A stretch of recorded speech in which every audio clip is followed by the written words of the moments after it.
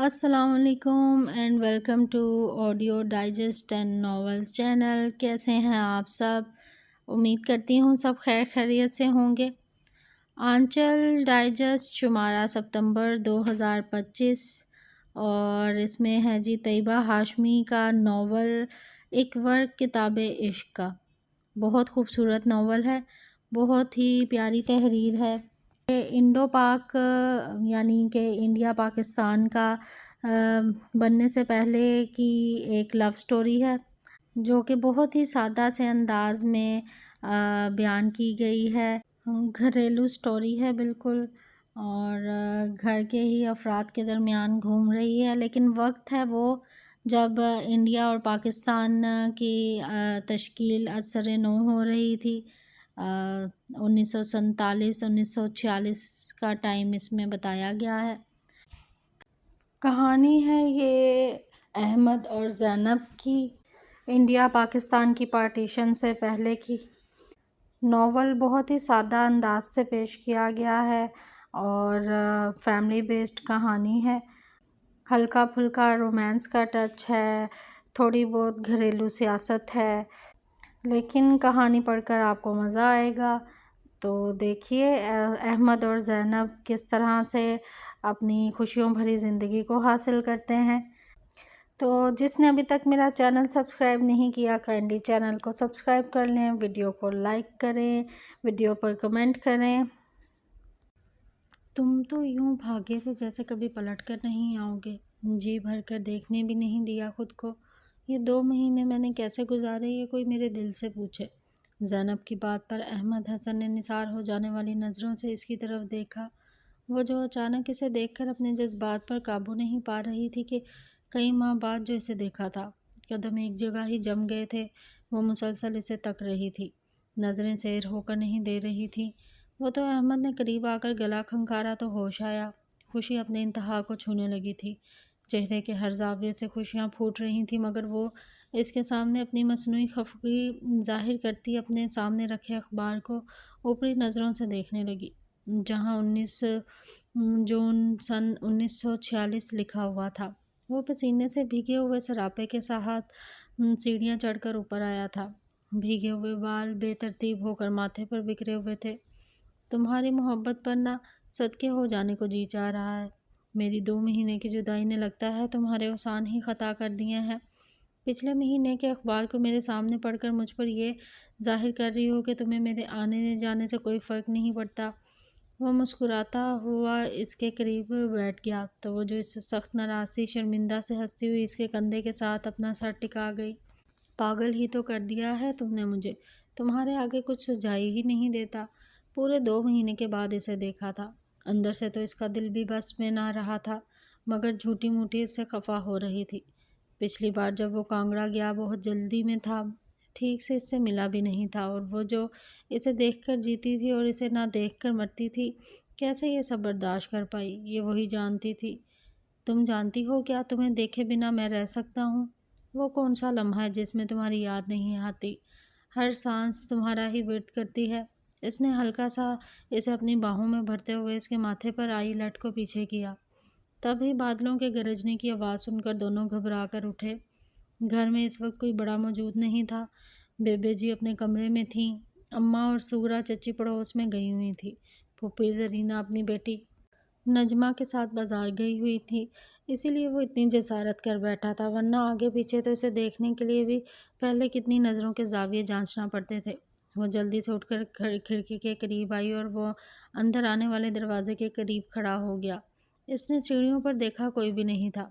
اس نے زینب کے چہرے کی طرف دیکھا، دونوں یکدم گھبرانے پر کھلکھلا کر ہنس دیے تھے۔ یہ ظالم سماج آزادی سے محبت بھی نہیں کرنے دیتا۔ مسکراتا ہوا اس کے قریب کھڑکی کے پاس آیا۔ شام ہونے والی تھی، آسمان پر بادلوں کی آوارہ ٹولیاں جھونک در جھونک آ رہی تھیں۔ جیٹھ اور اساڑھ کی جھلسا دینے والی گرمی کے بعد ساون کی پہلی بارش گرم تپتی ہوئی زمین کو آسمان سے گرنے والی موتیوں سے سیراب کر رہی تھی، ہر چیز کو ٹھنڈک بخش رہی تھی۔ گرمی میں بارش کا احساس ہی روح کو تسکین بخشنے کے لیے بہت ہوتا ہے۔ ان دونوں کے چہرے بھی بارش کو دیکھ کر ہی کھل اٹھے تھے۔ گھر میں کسی کو بھی نہیں پتا تھا کہ وہ آیا ہوا ہے۔ वैसे भी वो किसी को भी बताए बगैर सीधा छत पर आ गया था। इसे इतनी देर से देखा नहीं था, नज़रें तो तरस गई थीं इसे देखने के लिए। लाख इसे खत लिखता था, लेकिन खत लिखने से वो तस्कीन तो नहीं मिलती जो देखने से मिलती है। ज़ैनब कितनी मोहब्बत से इसके चेहरे को देख रही थी। बचपन से ये चेहरा इसकी नज़रों का मरकज़ रहा था। वो बिल्कुल भी नहीं जानती थी वो कब से इससे मोहब्बत कर रही थी। बस जब से होश संभाला था, नज़रें तो क्या हर तरफ वही समा गया था। ये इसी की मोहब्बत का एजाज़ था कि वो भी इसे इतनी ही शिद्दत से चाहता था। वो दोनों नीचे आ गए थे।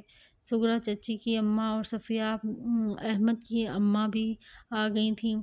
इसे देखकर तो घर का हर फर्द ही खिल उठा था। बेबे जी तो खुशी से नहाल हो रही थी। इस घर में तो किसी को मेरी फ़िक्र ही नहीं। अब मेरा बेटा आ गया है तो मेरे सारे काम हो जाएंगे। मेरी ऐनक का शीशा टूट गया है, टूटे हुए शीशे के साथ ही गुजारा कर रही हूँ। सोचती थी अहमद आएगा तो मेरी ऐनक का शीशा भी ठीक हो जाएगा। अब आया है तो ये काम करके ही जाना। बेबे जी की बात पर वो मुस्कुराता हुआ इन्हें गले लगा गया। आप अभी दे, मैं अभी ठीक करवा देता हूँ। अरे नहीं, रहने दे, अभी थका हारा आया है तो कल करवा देना। थका हारा आया था बेबे जी, लेकिन अब थकन दूर हो गई है सारी।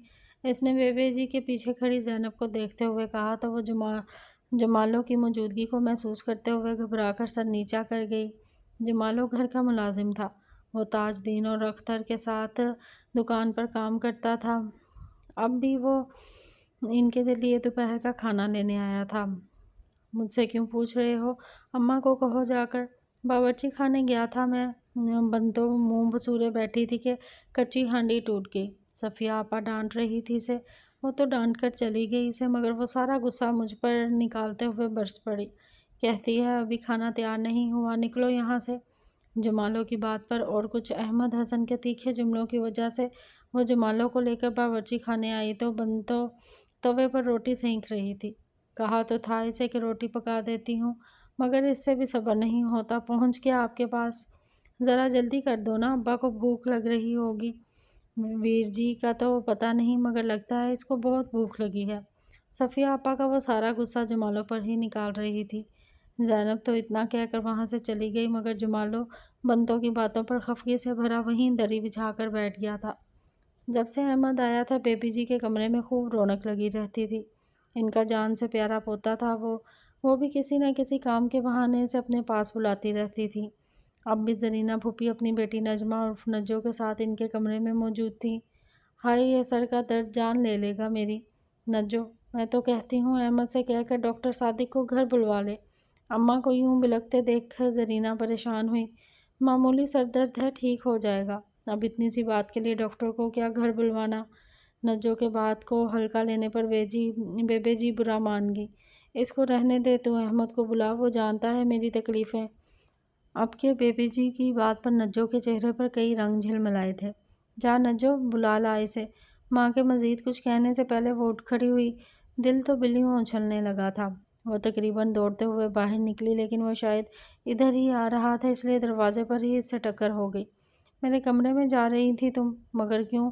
अहमद ने बड़े रूखे हुए लहजे में पूछा तो आंखें सिकोड़ते हुए थोड़ा पीछे हटी। बेबे जी के कहने पर। वो बेबे जी की बात करते हुए बुरा सा मुंह बनाकर रह गई। वो जैसे हाथ से इसे पीछे करता अंदर आया। इसकी किसी भी कदम पर इसने कभी हौसला अफजाई नहीं की थी, मगर आज इसके यूं रूखे और बंजर लहजे में बात करने पर दिल जैसे बुझ गया था। बेबे जी के सर में दर्द हो रहा है। इसने बेबे जी की तरफ इशारा किया। इसे देख इनकी हाय हाय में इजाफा हो गया था। वो मुस्कुराता हुआ पलंग की तरफ आया, जहाँ फूफी जरीना इनकी टांगें दबा रही थी और इनकी हाय हाय पर इन्हें चुप भी करवा रही थी।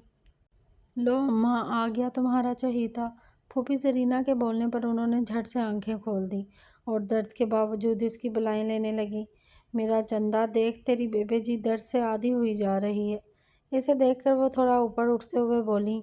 बाएं हाथ से उन्होंने सर को पकड़ा हुआ था। क्या करूं, दर्द से मरी जा रही हूँ। आ गया हूँ ना, अब मैं मरने नहीं दूंगा आपको।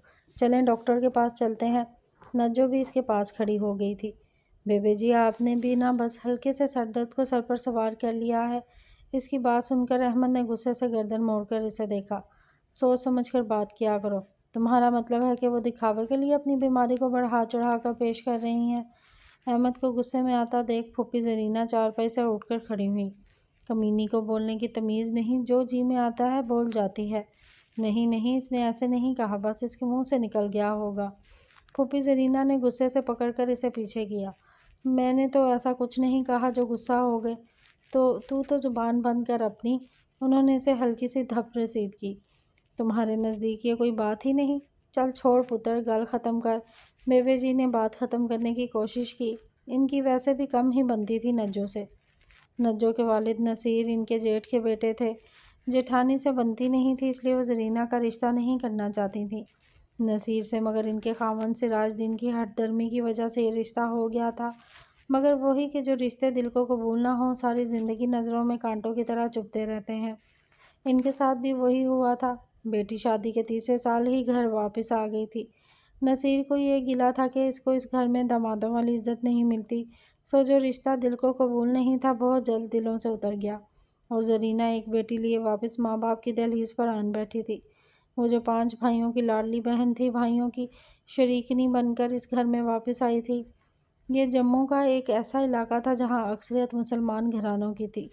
کھانے پینے کے لحاظ سے ایک اچھا متبول گھرانہ تھا، جس کے سربراہ سراج الدین مرحوم نے کسی زمانے میں گاؤں میں پنسار کی بہت بڑی دکان شروع کی تھی، جو ان کی وفات کے بعد اب دوسرے نمبر والا بیٹا تاج دین چلا رہا تھا۔ بڑا بیٹا فیروز دین اسکول میں ہیڈ ماسٹر تھا۔ 2 چھوٹے بھائی طالب اور شفیع اپنی آبائی زمینوں پر کام کرتے تھے، جو چارواہ گاؤں کے نزدیک تھی، اور سب سے چھوٹا بھائی شاہ دین، وہ سب سے زیادہ پڑھا لکھا تھا۔ اس نے جموں سے ہی میٹرک کیا تھا، اس کے بعد کانگڑ کے نزدیک اسکول سے ایف اے کیا، پھر اس کے بعد اپنی خواہش کے مطابق اس نے لاہور گورنمنٹ کالج سے بی اے پاس کیا تھا، جو اس کی دیرینہ خواہش تھی، اور اب وہ پچھلے 2 سال سے انگلستان میں تھا۔ وہیں پر اس نے شادی کر لی تھی۔ پچھلے سال وہ اپنی بیوی وکٹوریہ کو بھی اپنے ساتھ لایا تھا۔ بیگاں آ رہی ہو بیگاں؟ صفیہ کے بلانے پر وہ جو صحن میں سرخ مرچیں سکھانے کے لیے بیٹھی ہوئی تھی، دوڑتی چلی آئی۔ ایک تو لوگ چیز لے جاتے ہیں لیکن واپس کرنے کا نام نہیں لیتے۔ چل رجو سے کہہ جا کر میری سلائی مشین گھر واپس بھجوا دے، کام ہے مجھے۔ وہ تو جانے کس مٹی کی بنی ہے، ایک دفعہ چیز لے لے تو واپس دینے کا نام نہیں لیتی۔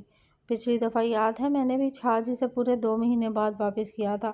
اس نے تو یہ کام کی چیزیں ہوتی ہیں، ہر وقت کام رہتا ہے ان سے۔ سغرا نے بھی رونا روتے ہوئے صفیہ سے کہا۔ صحیح کہہ رہی ہو تم، اب تو چیز دینے کو دل نہیں کرتا اسے۔ ہوتے ہیں کچھ لوگ ایسے، وہ ہے نا اپنے لالا رام دین کی بیٹی، اس کا بھی یہی حساب ہے، چیز لے جائے پر دیتی وہ بھی اپنی مرضی سے ہی ہے۔ دوپہر کا وقت تھا، دونوں بنتوں کے پاس بیٹھی ہوئی تھی جو تندور پر روٹیاں لگا رہی تھی، اور وہ روٹیاں اتار رہی تھی۔ سغرا ان پر دیسی گھی ہلکا ہلکا لگا رہی تھی۔ آج اس نے بیسن والی روٹیاں لگائی تھیں۔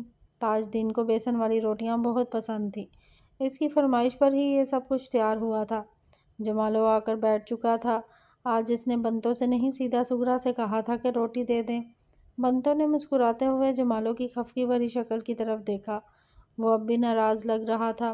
اس نے نمکین لسی والا مٹکا اٹھا کر جمالو کے آگے رکھ دیا تو اس نے نروٹھے سے انداز میں چہرہ دوسری طرف پھیر لیا تھا۔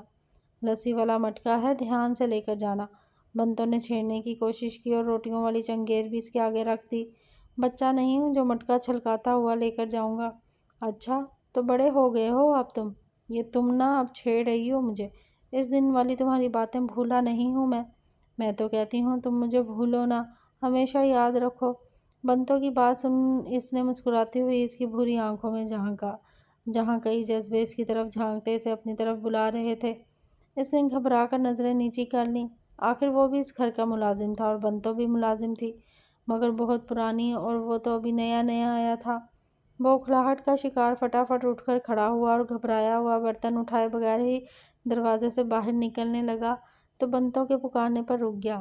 گھبرا تو یوں رہے ہو جیسے میں نے کوئی کتا تمہارے پیچھے لگا دیا ہو، بات ہی کی ہے تم تو جو لینے آئے تھے وہ بھی بھول کر یہیں چھوڑے کر جا رہے ہو۔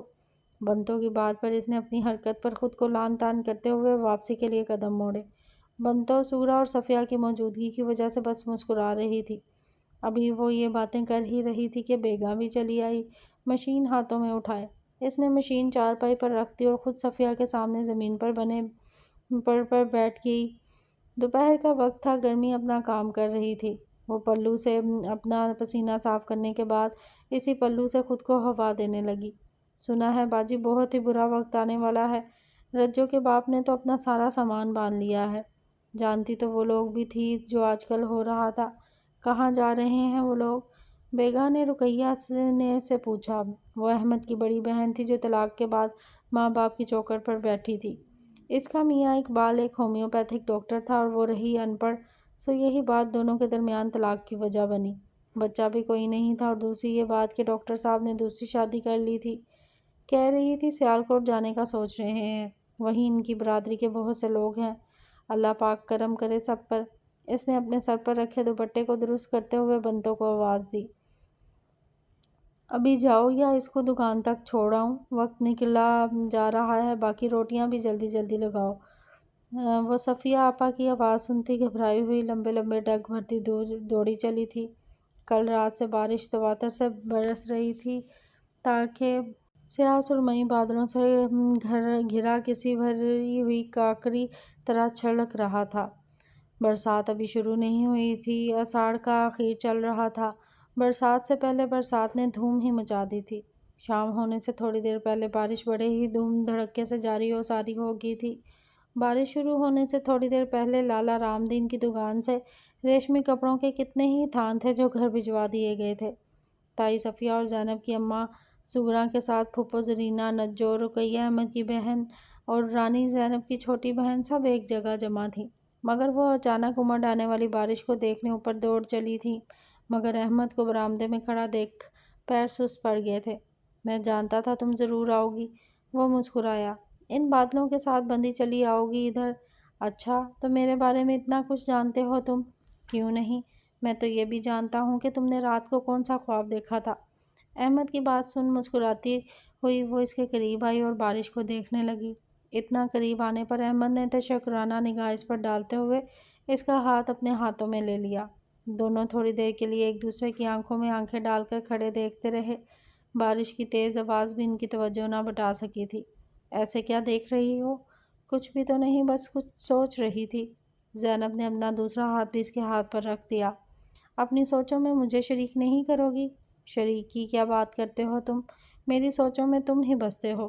میں تو بس ایسے ہی سوچ رہی تھی کہ اگر خواب آنکھوں کو جلا دیں تب کوئی کیا کرتا ہوگا۔ اس راکھ کو اپنے سینے میں دبائے گلی کوچوں میں ملنگوں کی طرح دیوانہ وار اپنی سدھ بودھ کھوئے راہوں کی خاک چھان رہا ہوگا۔ وہ اس کے بات کو ہوا میں اڑانے پر جھلائی۔ تم بتاؤ کہ آنکھوں میں خوابوں کو جگہ دینی چاہیے؟ انسان تھوڑی جگہ دیتا ہے، وہ تو خود دوڑے چلے آتے ہیں کسی بھی بن بلائے مہمان کی طرح، اور تمام عمر کے لیے ایک چاہے جانے والے مہمان کی طرح ڈیرا ڈال کر بیٹھ جاتے ہیں۔ وہ آسمان میں اڑتے بادلوں کو دیکھ رہی تھی۔ ایک تو تم بھی نہ جانے کیسی باتیں لے کر بیٹھ گئی ہو۔ تم سے ملنے کے سو بہانے ڈھونڈتا رہتا ہوں اور تم ہو کہ جب ملتی ہو تو کون سی باتیں لے کر بیٹھ گئی ہو؟ اتنے اچھے موسم میں ایسی باتیں؟ بادلوں کی بات کرو، مٹی کی سونتی سونتی خوشبو کی بات کرو۔ اتنا سہانا موسم ہے۔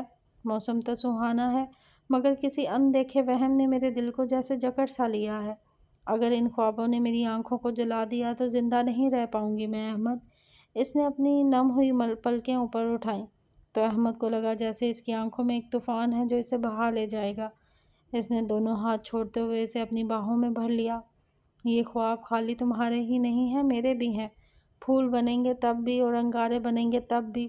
اس نے مضبوطی سے احمد کو اپنی گرفت میں لے لیا جیسے وہ اسے کبھی نہیں چھوڑے گی۔ دونوں کافی دیر اسی حالت میں بیٹھے رہے۔ محبت تھی کہ بارش کے ساتھ ان پر برس رہی تھی۔ سیڑھیوں پر کسی کے قدموں کی آہٹ سنتے ہوئے وہ دونوں ایک دوسرے سے الگ ہوئے۔ وہ جلدی سے برآمدے کے ساتھ کباڑ والے کمرے میں چلا گیا اور وہ اپنی نم ہوتی آنکھوں کو دوپٹے سے رگڑ کر سیدھی ہو کر بیٹھ گئی۔ بنتو اسی کو بلانے آئی تھی۔ وہ بنتوں کے پیچھے پیچھے اس کمرے میں آئی جہاں سب کپڑے دیکھ رہی تھیں۔ تم نے اپنے لیے کچھ پسند نہیں کرنا؟ رقیہ نے زینب سے پوچھا جو اس کے قریب کھڑی تھی۔ ابھی اس کی بات ختم ہی ہوئی تھی کہ احمد اور بڑے بھائی اختر اکٹھے کمرے میں آئے۔ سب وہاں اپنے لیے کپڑے دیکھنے میں مصروف تھیں۔ زینب نے بند ہونٹوں میں مسکراتے ہوئے احمد کی طرف دیکھا جو خود بھی کچھ سوچ کر مسکرا رہا تھا۔ وہ جانتا تھا وہ اسی کی پسند کا سوٹ لے گی، لیکن ابھی وہ دونوں یہ سوچ ہی رہے تھے کہ اختر بھائی نے کچھ بھی کہے بغیر لال رنگ کا ریشمی تھان زینب کی طرف اشارہ کرتے ہوئے پکڑ کر رقیہ کے ہاتھوں میں دیا۔ زینب کے ساتھ ساتھ احمد بھی ان کا کے اتنے بے باک ہو کر اشارہ کرنے پر حیران سا زینب کا منہ تکنے لگا۔ کیسا لگا تمہیں یہ؟ رقیہ نے پوچھا تو زینب نے انکار کرتے ہوئے تھان کو چارپائی پر پٹک دیا اور احمد کی طرف دیکھنے لگی۔ اختر کمرے سے جا چکا تھا۔ تائی اماں اور اس کی ماں نے 2-3 اور تھان اس کے آگے رکھے، مگر اس کا دل نہیں چاہ رہا تھا، اس لیے وہ کچھ بھی لیے بغیر کمرے سے نکل آئی۔ جانے انہوں نے ایسا کیوں کیا تھا؟ وہ بد دل سے ہی باورچی خانے میں آئی۔ بارش تھم چکی تھی، مگر صحن اب بھی گیلا تھا۔ صحن کے وسط میں بڑے درخت کے پتوں سے اب بھی پانی قطروں کی صورت میں زمین پر گر رہا تھا۔ بنتو ہانڈی پکانے کے بعد اسے باہری دیوار پر لٹکے چھینکوں میں رکھ دے رہی تھی۔ اس نے کچھ سوچتے ہوئے سر کو جھٹکا اور ادھر دیکھنے لگی۔ رقیہ باہری دروازے کے قریب کھڑی بیگم کو کچھ سمجھا رہی تھی۔ احمد بھی کمرے سے باہر نکلا۔ رقیہ کی موجودگی کی وجہ سے وہ ادھر نہیں آیا۔ دروازے پر کسی کی موجودگی کی وجہ سے اس نے سر پر لیا دوپٹہ ٹھیک کیا اور احمد کو آواز دی۔ دروازے پر اس کا دوست مجید تھا، اس کا بہت ہی پرانا دوست تھا۔ دونوں نے اکٹھے جموں سے ہی 10ویں پاس کی تھی اور اب بھی دونوں اکٹھے ہی ایف اے کر رہے تھے اور چھٹی گزارنے ہی اکٹھے ہی آئے تھے۔ رقیہ کے چہرے پر یکدم آنے والے رنگ بے معنی نہیں تھے، مگر ان معنوں کو سمجھنے کے لیے کسی کے پاس وقت نہ تھا۔ احمد کے اس کے ساتھ باہر نکل جانے پر زینب کی نظریں موڑیں۔ ذہن نہ چاہتے ہوئے بھی اختر کی طرف چلا گیا۔ وہ جھلا جانے والے انداز پر اٹھ کر کھڑی ہو گئی اور اندر کمرے میں چلی گئی تھی۔ ہندوستان کی سیاسی تاریخ کافی حد تک عملی شکل اختیار کیے اپنی انجام کی طرف جا رہی تھی۔ سن 1945 کے الیکشن نے ہندوستان میں بسنے والی اقلیتوں کے لیے راہ متعین کر دی تھی۔ جموں و کشمیر کی ریاست بھی آزادانہ طور پر فیصلہ کرنے کی پوزیشن میں آ گئی تھی۔ یہاں پر بسنے والی سب سے بڑی قوم مسلمان جناح کے ساتھ قدم ملانے کے لیے تیار تھی۔ وہ دونوں چوک میں عبداللوہار کی دکان کے پاس کھڑے تھے، جہاں بیٹھے کچھ بزرگ اور نوجوان ڈوگرہ سرکار کی بات کر رہے تھے۔ دغا بازی میں یہ لوگ اپنی مثال آپ رکھتے ہیں، ہمیں تو کوئی بھروسہ نہیں ان پر۔ ایک بزرگ جو باتوں سے پڑھے لکھے لگ رہے تھے بات کی تو ان کی بات سن کر مجید نے بھی بات شروع کی۔ کالج میں وہ ایسی باتوں کے لیے بہت مشہور تھا۔ جب بھی ملکی سیاست کی بات ہوتی وہ بڑے جوش سے بات کرتا تھا۔ ڈوگرہ سرکار کیا کر رہی تھی کیا نہیں، ہر بات اس کے علم میں تھی۔ احمد اس کا ہاتھ کھینچتا اسے وہاں سے لے گیا تھا۔ فیصلے کا وقت قریب ہے، جہاں جناح صاحب کہیں گے چلے جائیں گے، جائیں گے کیوں نہیں، سر کے بل جائیں گے۔ وہ اس کے ساتھ ساتھ چلنے لگا۔ بارش تھم چکی تھی۔ جموں شہر میں اس کے اثرات دور دور تک نظر آ رہے تھے۔ ٹھنڈی ہوا سے چہرے تو کیا دل بھی تر و تازہ ہو گئے تھے۔ چلتے ہوئے مجید کے دل میں جانے کیا آیا کہ وہ پوچھے بنا نہ رہ سکا، ایک بات تو بتاؤ، تمہاری بہن کیا ابھی تک یہیں ہے؟ باتوں باتوں میں رقیہ کا ذکر آ جانے پر وہ جیسے چونک سا گیا، لیکن پھر وہی کہ سب ایک دوسرے کو بچپن سے جانتے تھے، ایک ساتھ پلے بڑھے تھے، ایک دوسرے کے گھروں میں بھی آنا جانا تھا۔ بس یاد کیا کریں، رشتہ ختم ہی سمجھو۔ رشتے کرتے وقت غلطی چاہے ان کی تھی یا ہماری، کون جانے، لیکن بھگتنا تو ان کو ہی پڑ رہا ہے نا۔ بھائی صاحب کی یہ بات ہے کہ وہ ایک پڑھے لکھے لڑکے ہیں، ان پڑھ کے ساتھ باندھ دیا ان کو۔ میں نہیں مانتا اس بات کو، یہ سوچ تو غلط ہے۔ بیوی اگر اچھی ہے، گھر کو اچھے سے چلا سکتی ہے تو پڑھی لکھی اور ان پڑھ سے کوئی فرق نہیں پڑتا۔ دیکھنے والی تو یہ بات ہوتی ہے کہ کن ہاتھوں سے پرورش پا کر وہ آپ کی طرف آئی ہے۔ بزرگ تو بزرگ جو کچھ 40 یا 50 سال سے جانتے ہیں، ساری زندگی ان کے سامنے گزری ہوتی ہے۔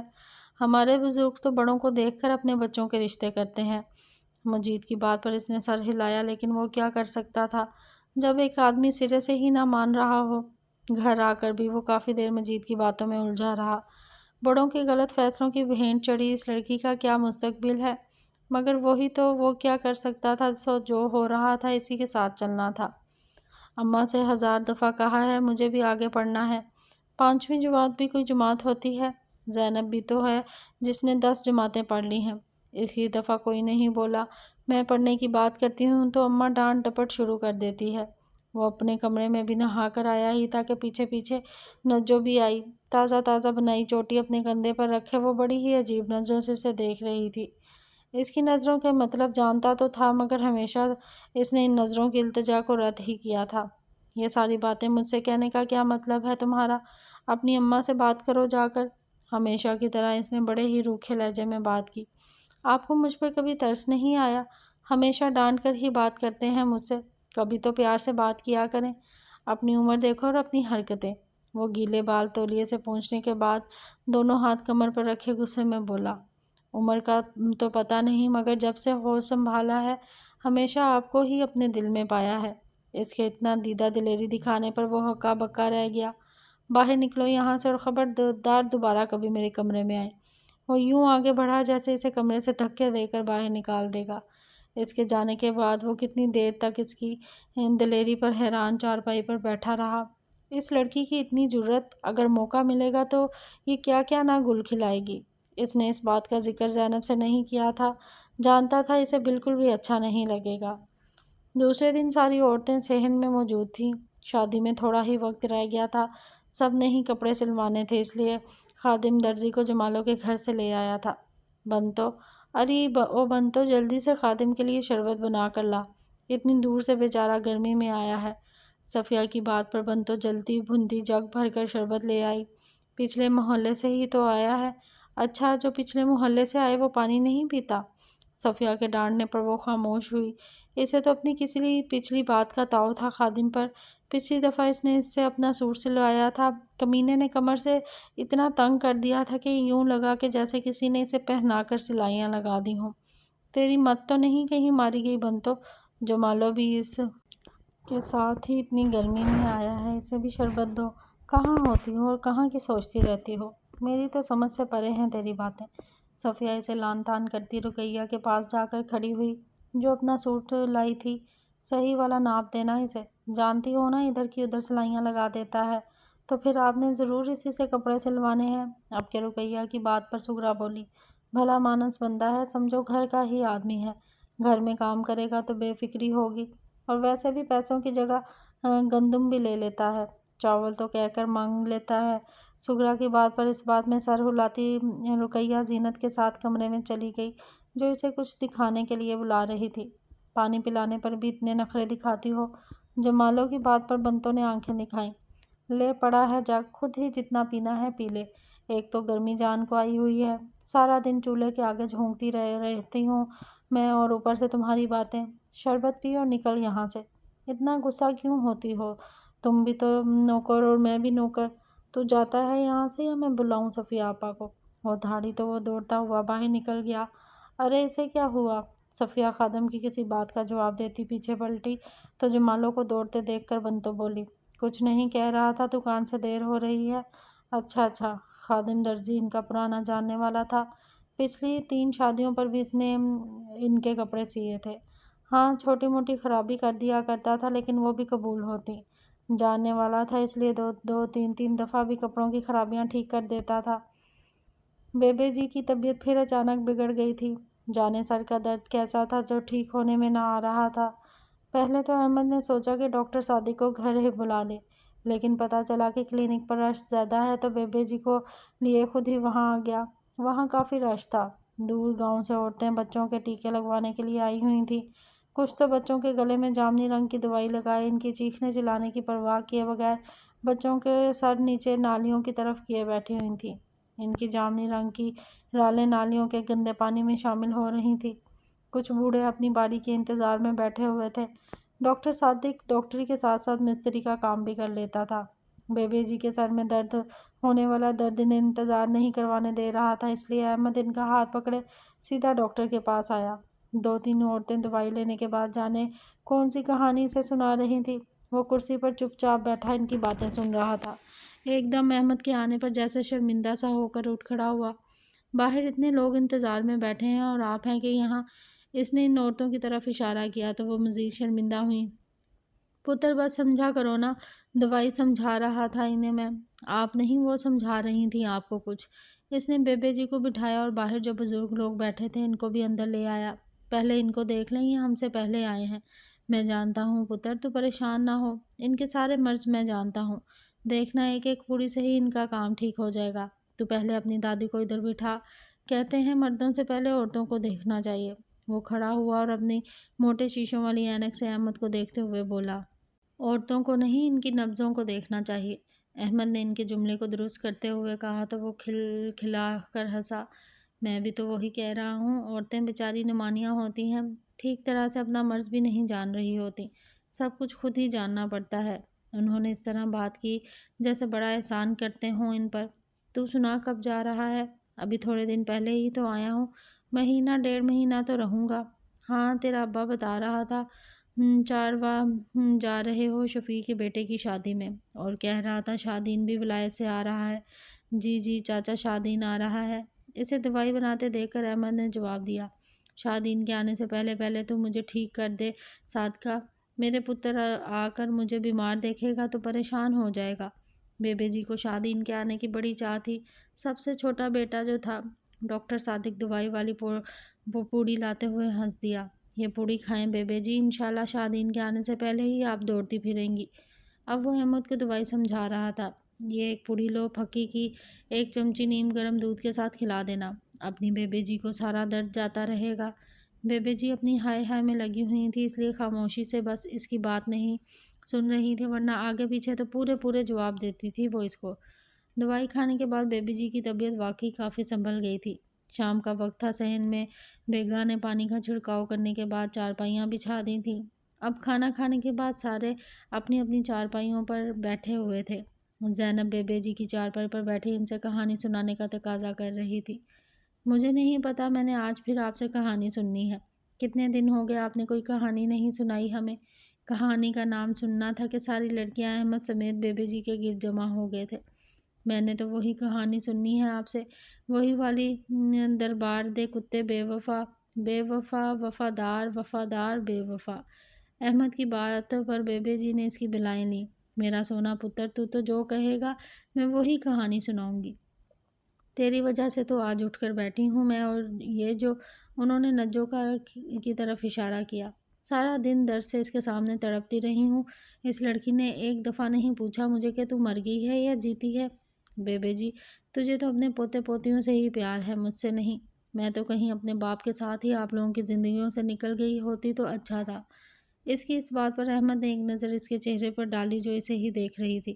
اچھی بات ہے نکل گئی ہوتی، احمد نے اپنے دل میں سوچا۔ ایسا کیوں سوچتی ہو تم تو ہماری بہن ہو۔ رانی نے اسے اپنی باہوں میں بھر لیا۔ چلو غصہ چھوڑو، کہانی سنتے ہیں بیبی جی سے۔ اس لڑکی کو تو سوائے لڑنے جھگڑنے کے اور کچھ نہیں آتا۔ اپنی اماں کی بات پر زرینہ بھی غصے میں بول پڑی تھی۔ ٹھیک ہی تو کہہ رہی ہے، کبھی آپ نے اسے پیار سے نہیں بلایا، کبھی اسے میری بیٹی بھی سمجھ لیا کریں۔ زرینہ کی بات پر دونوں بھائیوں سمیت بھابھیوں کے کان بھی کھڑے ہوئے۔ ہر غلط بات سوچنے کا تم نے کیا ٹھیکہ لے رکھا ہے؟ جب دیکھو کسی نہ کسی بات کو لے کر تم دونوں ماں بیٹی روتی رہتی ہو۔ فیروز کی نسبت تاج دین بہت زیادہ غصے والا تھا۔ اسے یہ چھوٹی چھوٹی نکتہ چینی بہت بری لگتی تھی۔ ٹھیک ہے کبھی کبھی تو ہو جائے، لیکن ہر وقت ہی ایسی باتیں اسے ہرگز بھی پسند نہیں تھی۔ بھائی آپ نے تو ہر بات کا غصہ مجھ پر ہی نکالنا ہوتا ہے۔ وہ غصے سے اٹھ کر کھڑی ہوئی، ان کی باتیں سنتے فیروز بھائی بھی اپنی چارپائی پر سیدھے ہو کر بیٹھ گئے۔ کیا کرتے ہو تم تاج دین؟ اچھا خاصا ماحول تھا، اور تم بھی زرینہ کیا بات ہے؟ بیٹھو چارپائی پر، کہاں جا رہی ہو؟ یہ تو روز کی باتیں ہیں، ایک جگہ جب رہنا ہے تو برداشت کرنا سیکھو۔ ان سب کی باتیں سن کر اماں پھر سر پکڑ کر بیٹھ گئیں۔ احمد نے غصے میں نجو کو دیکھا جس نے بات شروع کی تھی۔ دونوں بھائی بول رہے تھے، اس لیے ان دونوں جیٹھانی اور دیورانی نے خاموش رہنے پر ہی اکتفا کیا۔ بھائیوں کی تو کوئی بات نہیں، مگر بھابھیوں کی بات بری لگ جاتی ہے۔ دادی سنائے نا وہی کہانی۔ زینب ابھی اپنی بات پر اڑی ہوئی تھی۔ دونوں ماموں کی بات سن کر نجو خاموش ہو گئی تھی۔ رقیہ، رانی اور زینب بھی تاج دین کے غصے کی وجہ سے خاموش ہو گئی تھیں۔ ایک دفعہ اس نے بیبے جی سے پوچھا تھا، ابا کیا اب غصے زیادہ کرتے ہیں کہ شروع سے ہی ایسے تھے؟ دادی ہنستی تھی۔ میرا پتر پیدائشی ایسا ہے، جب پیدا ہوا تھا نا تب بھی اس کے ماتھے پر تیوریوں کے انبار لگے ہوئے تھے۔ مجھے دائی کہنے لگی یہ بچہ بڑا غصہ والا ہے۔ اس وقت تو میں نے غور نہیں کیا اس کی بات پر، مگر جیسے جیسے یہ بڑا ہوتا گیا اس کی بات میری سمجھ میں آنے لگی کہ بڑا ہو کر بہت غصے والا ہوگا۔ پتہ نہیں اتنا غصہ کہاں سے آتا ہے اسے۔ دکان پر بھی لگتا ہے سارا دن گاہکوں کے ساتھ غصہ ہی کرتا رہتا ہے، گھر آتا ہے تو سغرا کی شامت آ جاتی ہے، یہ ٹھیک نہیں وہ ٹھیک نہیں، گزر گئی بیچاری کی زندگی ایسے ہی۔ نجو کو بادشاہ اور شہزادیوں کی کہانیاں بہت اچھی لگتی تھی۔ شاید اس کی عمر ہی ایسی تھی، اس عمر کی لڑکیاں خوابوں میں ہی اپنے پسند کے شہزادوں کو تراشتی رہتی ہیں۔ پسند تو زینب کو بھی بہت تھی ایسی کہانیاں، مگر خوابوں میں ملنے والا شہزادہ اسے اپنی زندگی میں بھی مل گیا تھا۔ اس نے قریب بیٹھے ہوئے احمد کی طرف دیکھا۔ جو بڑے غور سے بے جی سے کہانی سن رہا تھا، جبکہ وہ پہلے بھی کتنی دفعہ سنا چکی تھی۔ وہ مسکراتی ہوئی آنکھیں بند کرتی خود بھی کہانی سننے لگی تھی۔ جموں سے لے کر چاراو تک کا سفر بہت ہی تھکا دینے والا تھا۔ گو کہ فیروز نے تاج دین کو کہہ کر 2 بیل گاڑیاں کروا لی تھیں اور کچھ 2-3 گھوڑے بھی کروا لیے تھے، مگر ٹیڑھے میڑھے لمبے راستے کی مسافت نے جیسے سب کی کمریں ہی توڑ دی تھی۔ صفیہ تو جب سے آئی تھی ہائے ہائے کر رہی تھی۔ ایک تو کمر دکھ رہی تھی اور کچھ آتے وقت خادم سے ہونے والی منہ ماری نے دماغ دبا رکھا تھا۔ تو نے تو میری قمیض کا ستیہ ناش ہی مار دیا ہے۔ اتنی کھلی قمیض سی دی، کیا اتنا موٹا سمجھ لیا مجھے تم نے؟ وہ کان پر پینسل رکھے اپنا چشمہ ٹیڑھا میڑھا کر کے قمیض کی چوڑائی دیکھ رہا تھا۔ پتہ نہیں کیا ہو گیا تھا، لگتا ہے کسی کے ناپ کے ساتھ آپ کا ناپ بدل گیا۔ اس نے وضاحت دی تو صفیہ نے اپنا سر پکڑ لیا۔ اس گھر میں کون ہے اتنی موٹی؟ ساری تو سنگل پسلیاں ہیں میری طرح۔ کس کے ساتھ بدل گیا ہے میرا ناپ؟ وہ ٹہلتے ہوئے جیسے کچھ یاد کرنے کی کوشش کر رہا تھا، پھر یاد آنے پر جلدی سے بولا، اوہو یاد آیا، وہ آپ کے گھر کے ساتھ ہے نا لال دین کی رجو، اس کا سوٹ سی رہا تھا۔ میں لگتا ہے اسی کے ناپ کے ساتھ آپ کا ناپ بدل گیا۔ دور پھٹے منہ تیرا خادم، اب جلدی سے ٹھیک کر اور دے مجھے سوٹ ورنہ میں تیرا بھرکس بنا دینا ہے۔ چارواہ والے گھر میں سب لوگ بہت خوش تھے کہ کتنے بعد اب وہ اپنے گاؤں آئے تھے۔ چاچا شفیع اور چاچا طالب بھائیوں کو دیکھنے کے بعد پھولے نہیں سما رہے تھے۔ سب سے زیادہ خوشی نشاء دین کے آنے کی ہوئی تھی، جو ولایت سے آیا تھا۔ ہماری تو سمجھو آج سے ہی شادی شروع ہوئی ہے۔ آپ سب کو دیکھ لیا، میرے دیے میں تیل پڑ گیا جیسے۔ چاچا طالب اپنے حقے کو بڑے بھائی کے لیے تازہ کر کے لائے تھے۔ تینوں بھائی بڑی سی رنگین چارپائی پر بیٹھے تھے جس پر دھاگے سے کڑی ہوئی چادر ان کے اس گھر میں اہمیت بتا رہی تھی۔ شفیع کا چھوٹا بیٹا عابد تاج دین کی ٹانگیں دبا رہا تھا اور بڑا بیٹا ماجد جس کی شادی تھی وہ فیروز تایا کے قدموں میں بیٹھا ان کی ٹانگیں دبا رہا تھا۔ گھر کافی بڑا تھا، ایک طرح سے حویلی ہی تھی۔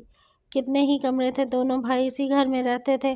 آپ لوگ تو ایسے گئے دوبارہ کبھی پلٹ کر آنے کا نام نہیں لیا۔ طالب ان دونوں بھائیوں سے چھوٹا تھا، اس لیے ان پر اپنی خفگی بھی بڑی محبت سے جتا رہا تھا۔ ابھی ماجد شادی کے لیے ہاں نہ کرتا تو آپ لوگوں نے کب آنا تھا؟ شادی کے نام پر ماجد نے اپنا سر جھکا لیا تھا۔ چل بس کر میرا پتر، اللہ حیاتی کرے تیری۔ اور کتنی دیر دبائے گا تاج دین کے پیر؟ بزرگوں کے پیروں میں ہی اپنی زندگی ہے۔ اس کے بعد تاج دین نے مسکراتے ہوئے اسے اپنی باہوں میں بھر لیا۔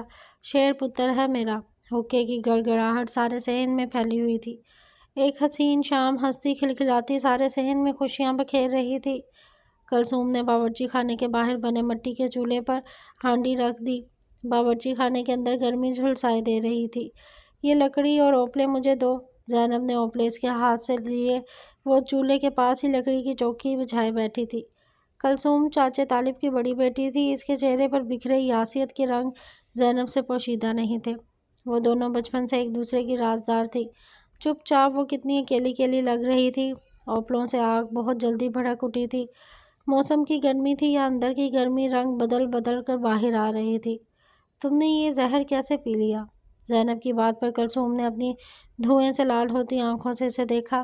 زینب جانتی تھی یہ لالی دھوئیں کی وجہ سے نہیں ہے۔ اس نے اپنے گھٹنے پر ٹھوڑی رکھی اور زینب کی طرف دیکھا۔ میری محبت میں ہی کوئی کمی تھی جو ماجد میرا نہ ہو سکا۔ زینب نے اس کی آنکھوں میں دیکھا۔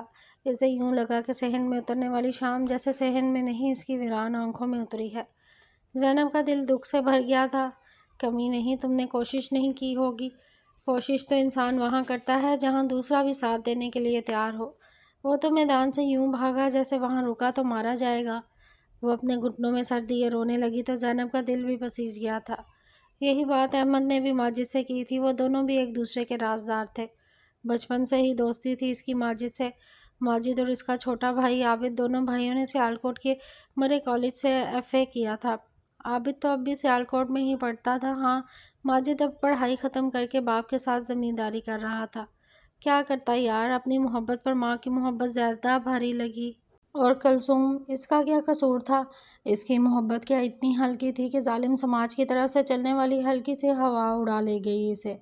احمد کی بات کا کوئی بھی تو جواب نہ تھا اس کے پاس، سو خاموشی سے اپنی کمزوری کا دفاع کیا۔ تم کچھ بھی کہہ لو، لیکن اگر تمہاری جگہ میں ہوتا تو کبھی اتنی جلدی ہتھیار نہ پھینکتا۔ بلکہ پھینکتا ہی کہ نہ، کیونکہ میں اپنی محبت کے لیے اپنے گھر والے تو کیا، اللہ سے بھی لڑ جانے والوں میں سے ہوں۔ ماجد کی کمزوری پر اسے رہ رہ کر غصہ آ رہا تھا۔ محبت انسان کو کتنا کمزور بنا دیتی ہے، یہ کیسے اتنی بزدلی دکھا گیا؟ شاید اسے محبت تھی ہی نہیں، وقتی کشش کو ہی وہ محبت سمجھ بیٹھا تھا۔ وہ دونوں گھر میں داخل ہوئے، دونوں چاچیاں اور گڈی مہمانوں کی آؤ بھگت میں لگی ہوئی تھیں۔ رات مہندی تھی، اسی لیے مہمان دھیرے دھیرے آنا شروع ہو چکے تھے۔ اسے اماں سے کام تھا، اس لیے وہ گڈی سے پوچھتا ہوا ان کے کمرے میں آیا، جہاں چند مہمان عورتوں کے ساتھ اس کی ماں بیٹھی تھی۔ زینب بھی ان کے پاس ہی موجود تھی۔ یہی ہے نا تمہارا بیٹا جس نے تاج دین کا داماد بننا ہے؟ مہمان عورت کی بات پر وہ جو کمرے میں داخل ہوا تھا، زینب سمیت اس کے بھی کان کھڑے ہوئے۔ دونوں ایک دوسرے کی طرف دیکھ کر آنکھوں ہی آنکھوں میں کچھ سمجھ نہ پائے۔ وہ عورت صفیہ کی کوئی دور کی رشتہ دار تھی۔ ارے نہیں، یہ تو میرا چھوٹا بیٹا ہے احمد، وہ تو میرا بڑا بیٹا اختر ہے جو تاج دین کا داماد بن رہا ہے۔ انہوں نے محبت سے زینب کی طرف دیکھا۔ یہ ہے میری ہونے والی بہو زینب۔ صفیہ تائی نے اس کی طرف اشارہ کیا تو وہ جو اپنے دھیان میں بڑی مست سی بیٹھی تھی، اپنی جگہ پر جیسے ہل سی گئی، اور احمد وہ بھی ہکا بکا دروازہ تھامنے پر مجبور ہوا۔ اسے لگا جیسے اس نے کوئی غلط بات سن لی ہے یا اماں نے کچھ غلط کہہ دیا ہو۔ صفیہ، بہو تو تمہاری ایسی ہے جیسے ابھی ابھی چاند سے اتری ہو، بالکل چاند کا ٹوٹا ہے ٹوٹا۔ اس عورت کی تعریف کرنے پر صفیہ نے حال ہو جانے والی نظروں سے زینب کو دیکھنے لگی، مگر وہ یوں تھا جیسے اسے کسی نے گہری کھائی میں پھینک دیا ہو۔ یہ رشتہ اللہ بخشے ان کے دادا بچپن میں ہی طے کر گئے تھے، اور میں بھی بہت خوش ہوں، میری دیکھی بھالی لڑکی ہے، ماں بھی بڑی شریف ہے اس کی، اور یہ تو پوری اپنی ماں پر گئی ہے۔ وہ محبت سے زینب کی طرف دیکھتی بولی۔ احمد اب بھی دروازے میں اسی طرح کھڑا تھا جیسے اس نے دروازہ چھوڑا تو وہ زمین پر گر جائے گا۔ میری محبت اختر بھائی کی مانگ ہے۔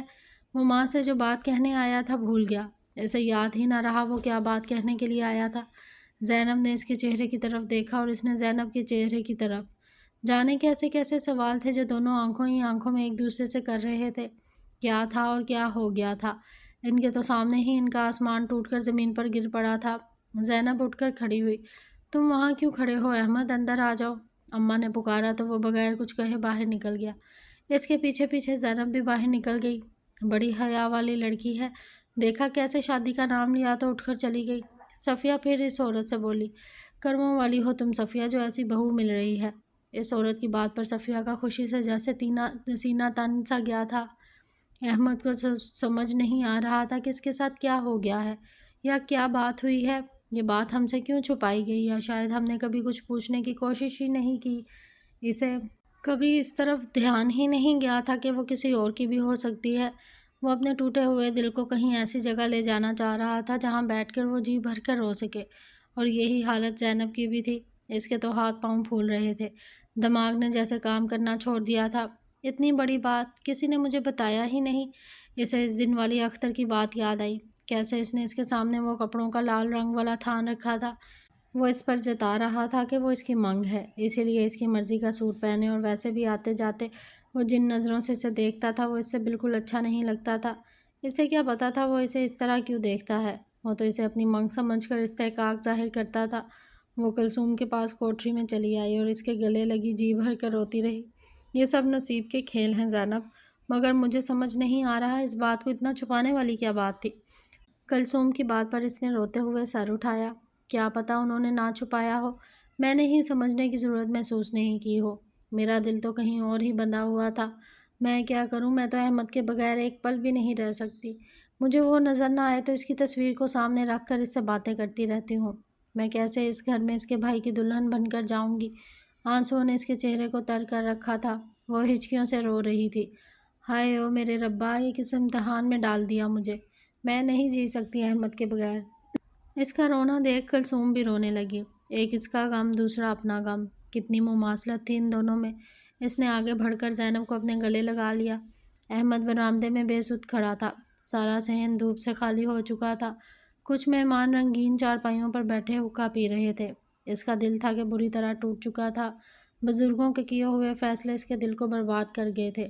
میں کیسے اس لڑکی کو جس سے میں بے انتہا محبت کرتا ہوں اپنی بھرجائی کے روپ میں دیکھوں گا؟ کیا ایسا میں کر پاؤں گا؟ اس نے مکہ سا بناتے ہوئے کچی کی دیوار پر مارا، جیسے اس پر اپنا سارا غصہ نکال رہا ہو۔ برآمدے اور راہداری سے گزر کر سیڑھیاں اوپر جا رہی تھیں اور وہ اس طرف کو آیا۔ دل چاہ رہا تھا وہ کہیں اکیلا بیٹھ جائے۔ چھت پر اس وقت کوئی نہیں ہوگا، سب یہاں اپنے کاموں میں مصروف ہیں۔ یہ سوچتے ہوئے وہ اوپر آ گیا۔ چھت سنسان تھی۔ چھت پر ایک طرف 2 کمرے بنے ہوئے تھے، جن میں سے ایک کا دروازہ کھلا ہوا تھا۔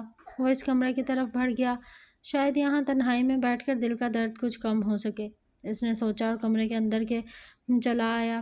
پرانا سا کمرہ تھا جہاں پر گھر کا پرانا سامان جا بجا بکھرا ہوا تھا۔ اس نے ایک نظر کمرے پر ڈالی، سارا سامان کسی گزرے ہوئے کل کی کہانی سنا رہا تھا۔ اس نے کچھ سوچتے ہوئے آنکھیں بند کر لیں۔ دل مزید کچھ سوچنے کو نہیں چاہ رہا تھا۔ اس کے اندر اکھاڑ پچھاڑ ہو رہی تھی۔ وہ ایک اسٹول پر بیٹھ گیا۔ یہی ایک چیز تھی جو سلامت تھی، ورنہ وہاں کوئی چیز بھی اپنی اصلی حالت میں موجود نہیں تھی۔ اس نے آنکھیں بند کرتے ہوئے اپنے دماغ کو پرسکون رکھنے کے لیے اپنا سر پیچھے کیا۔ تبھی سے دروازے کی کنڈی کھڑکنے کی آواز آئی۔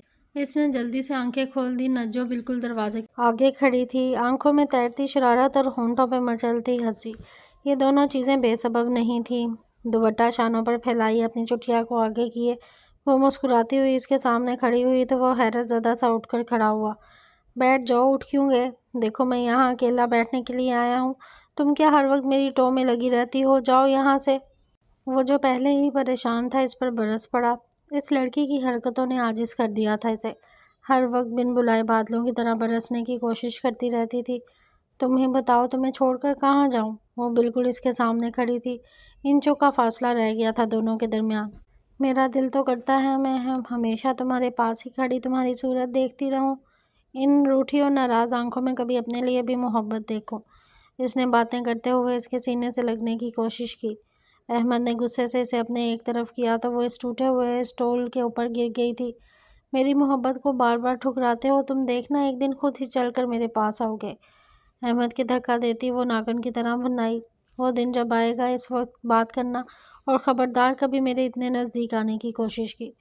پھوپھو زرینہ کی بیٹی نہ ہوتی تمہاری ان حرکتوں کی وجہ سے کب کا تمہیں اس گھر سے نکال چکا ہوتا۔ اس حد تک کمینگی پر اتر آئی ہے یہ لڑکی۔ اگر یہاں کوئی آ گیا تو کیا سمجھے گا؟ اسے تو کیا، مجھے بھی سب غلط ہی سمجھیں گے۔ وہ سر غصے میں جھٹکتا ہوا دروازے کی طرف بڑھنے ہی لگا تو اس نے اس کا ہاتھ تھام لیا۔ چلو ایک وعدہ کرتی ہوں تم سے، تم مجھے اس گھر سے نکالنے کی بات کر رہے ہو نا، میں اس گھر میں تمہاری دلہن بن کر نہ آئی تو میرا نام بدل دینا۔ یہ وعدہ ہے میرا تمہارے ساتھ۔ اس کی آنکھوں میں غصے اور اپنی بے قدری پر شعلے نکل رہے تھے۔ احمد نے غصے سے اس کا ہاتھ جھٹک دیا۔ یہ ایک مرد کی بیٹی کا وعدہ ہے تم سے۔ وقت سے پہلے تمہیں میں کچھ نہیں کہوں گا، مگر ایک بات میری بھی یاد رکھنا، وہ مرد ہی کیا جسے اپنی بات کا پاس نہ ہو، اور اپنی بات کا پاس رکھنے کے لیے میں مرنے سے بھی دریغ نہیں کروں گا۔ اس کو ورطہ حیرت میں ڈال کر وہ باہر نکل آیا۔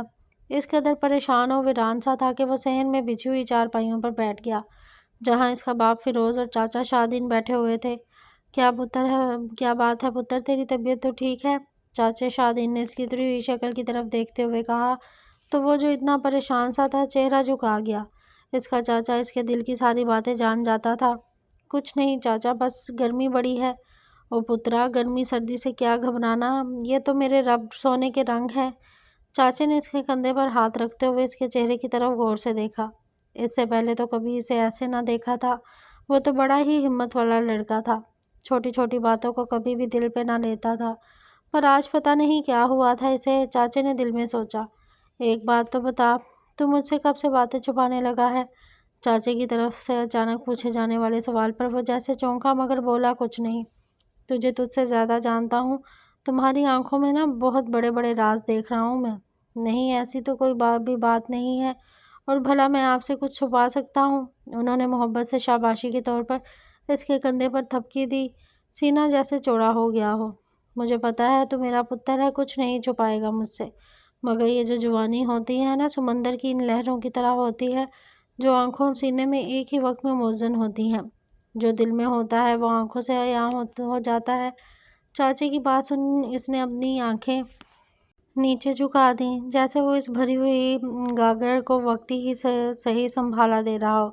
اس نے آج تک اپنے چاچے سے کبھی کوئی بات نہیں چھپائی تھی، اور اب اندر ہی اندر سوچ رہا تھا وہ یہ بات چاچے سے کر دے۔ شاید کوئی بات اگر حل ہوتی نظر نہ آ رہی ہو تو اسے کسی سے کہہ دینے سے اس کا درد کم ہو جاتا ہے۔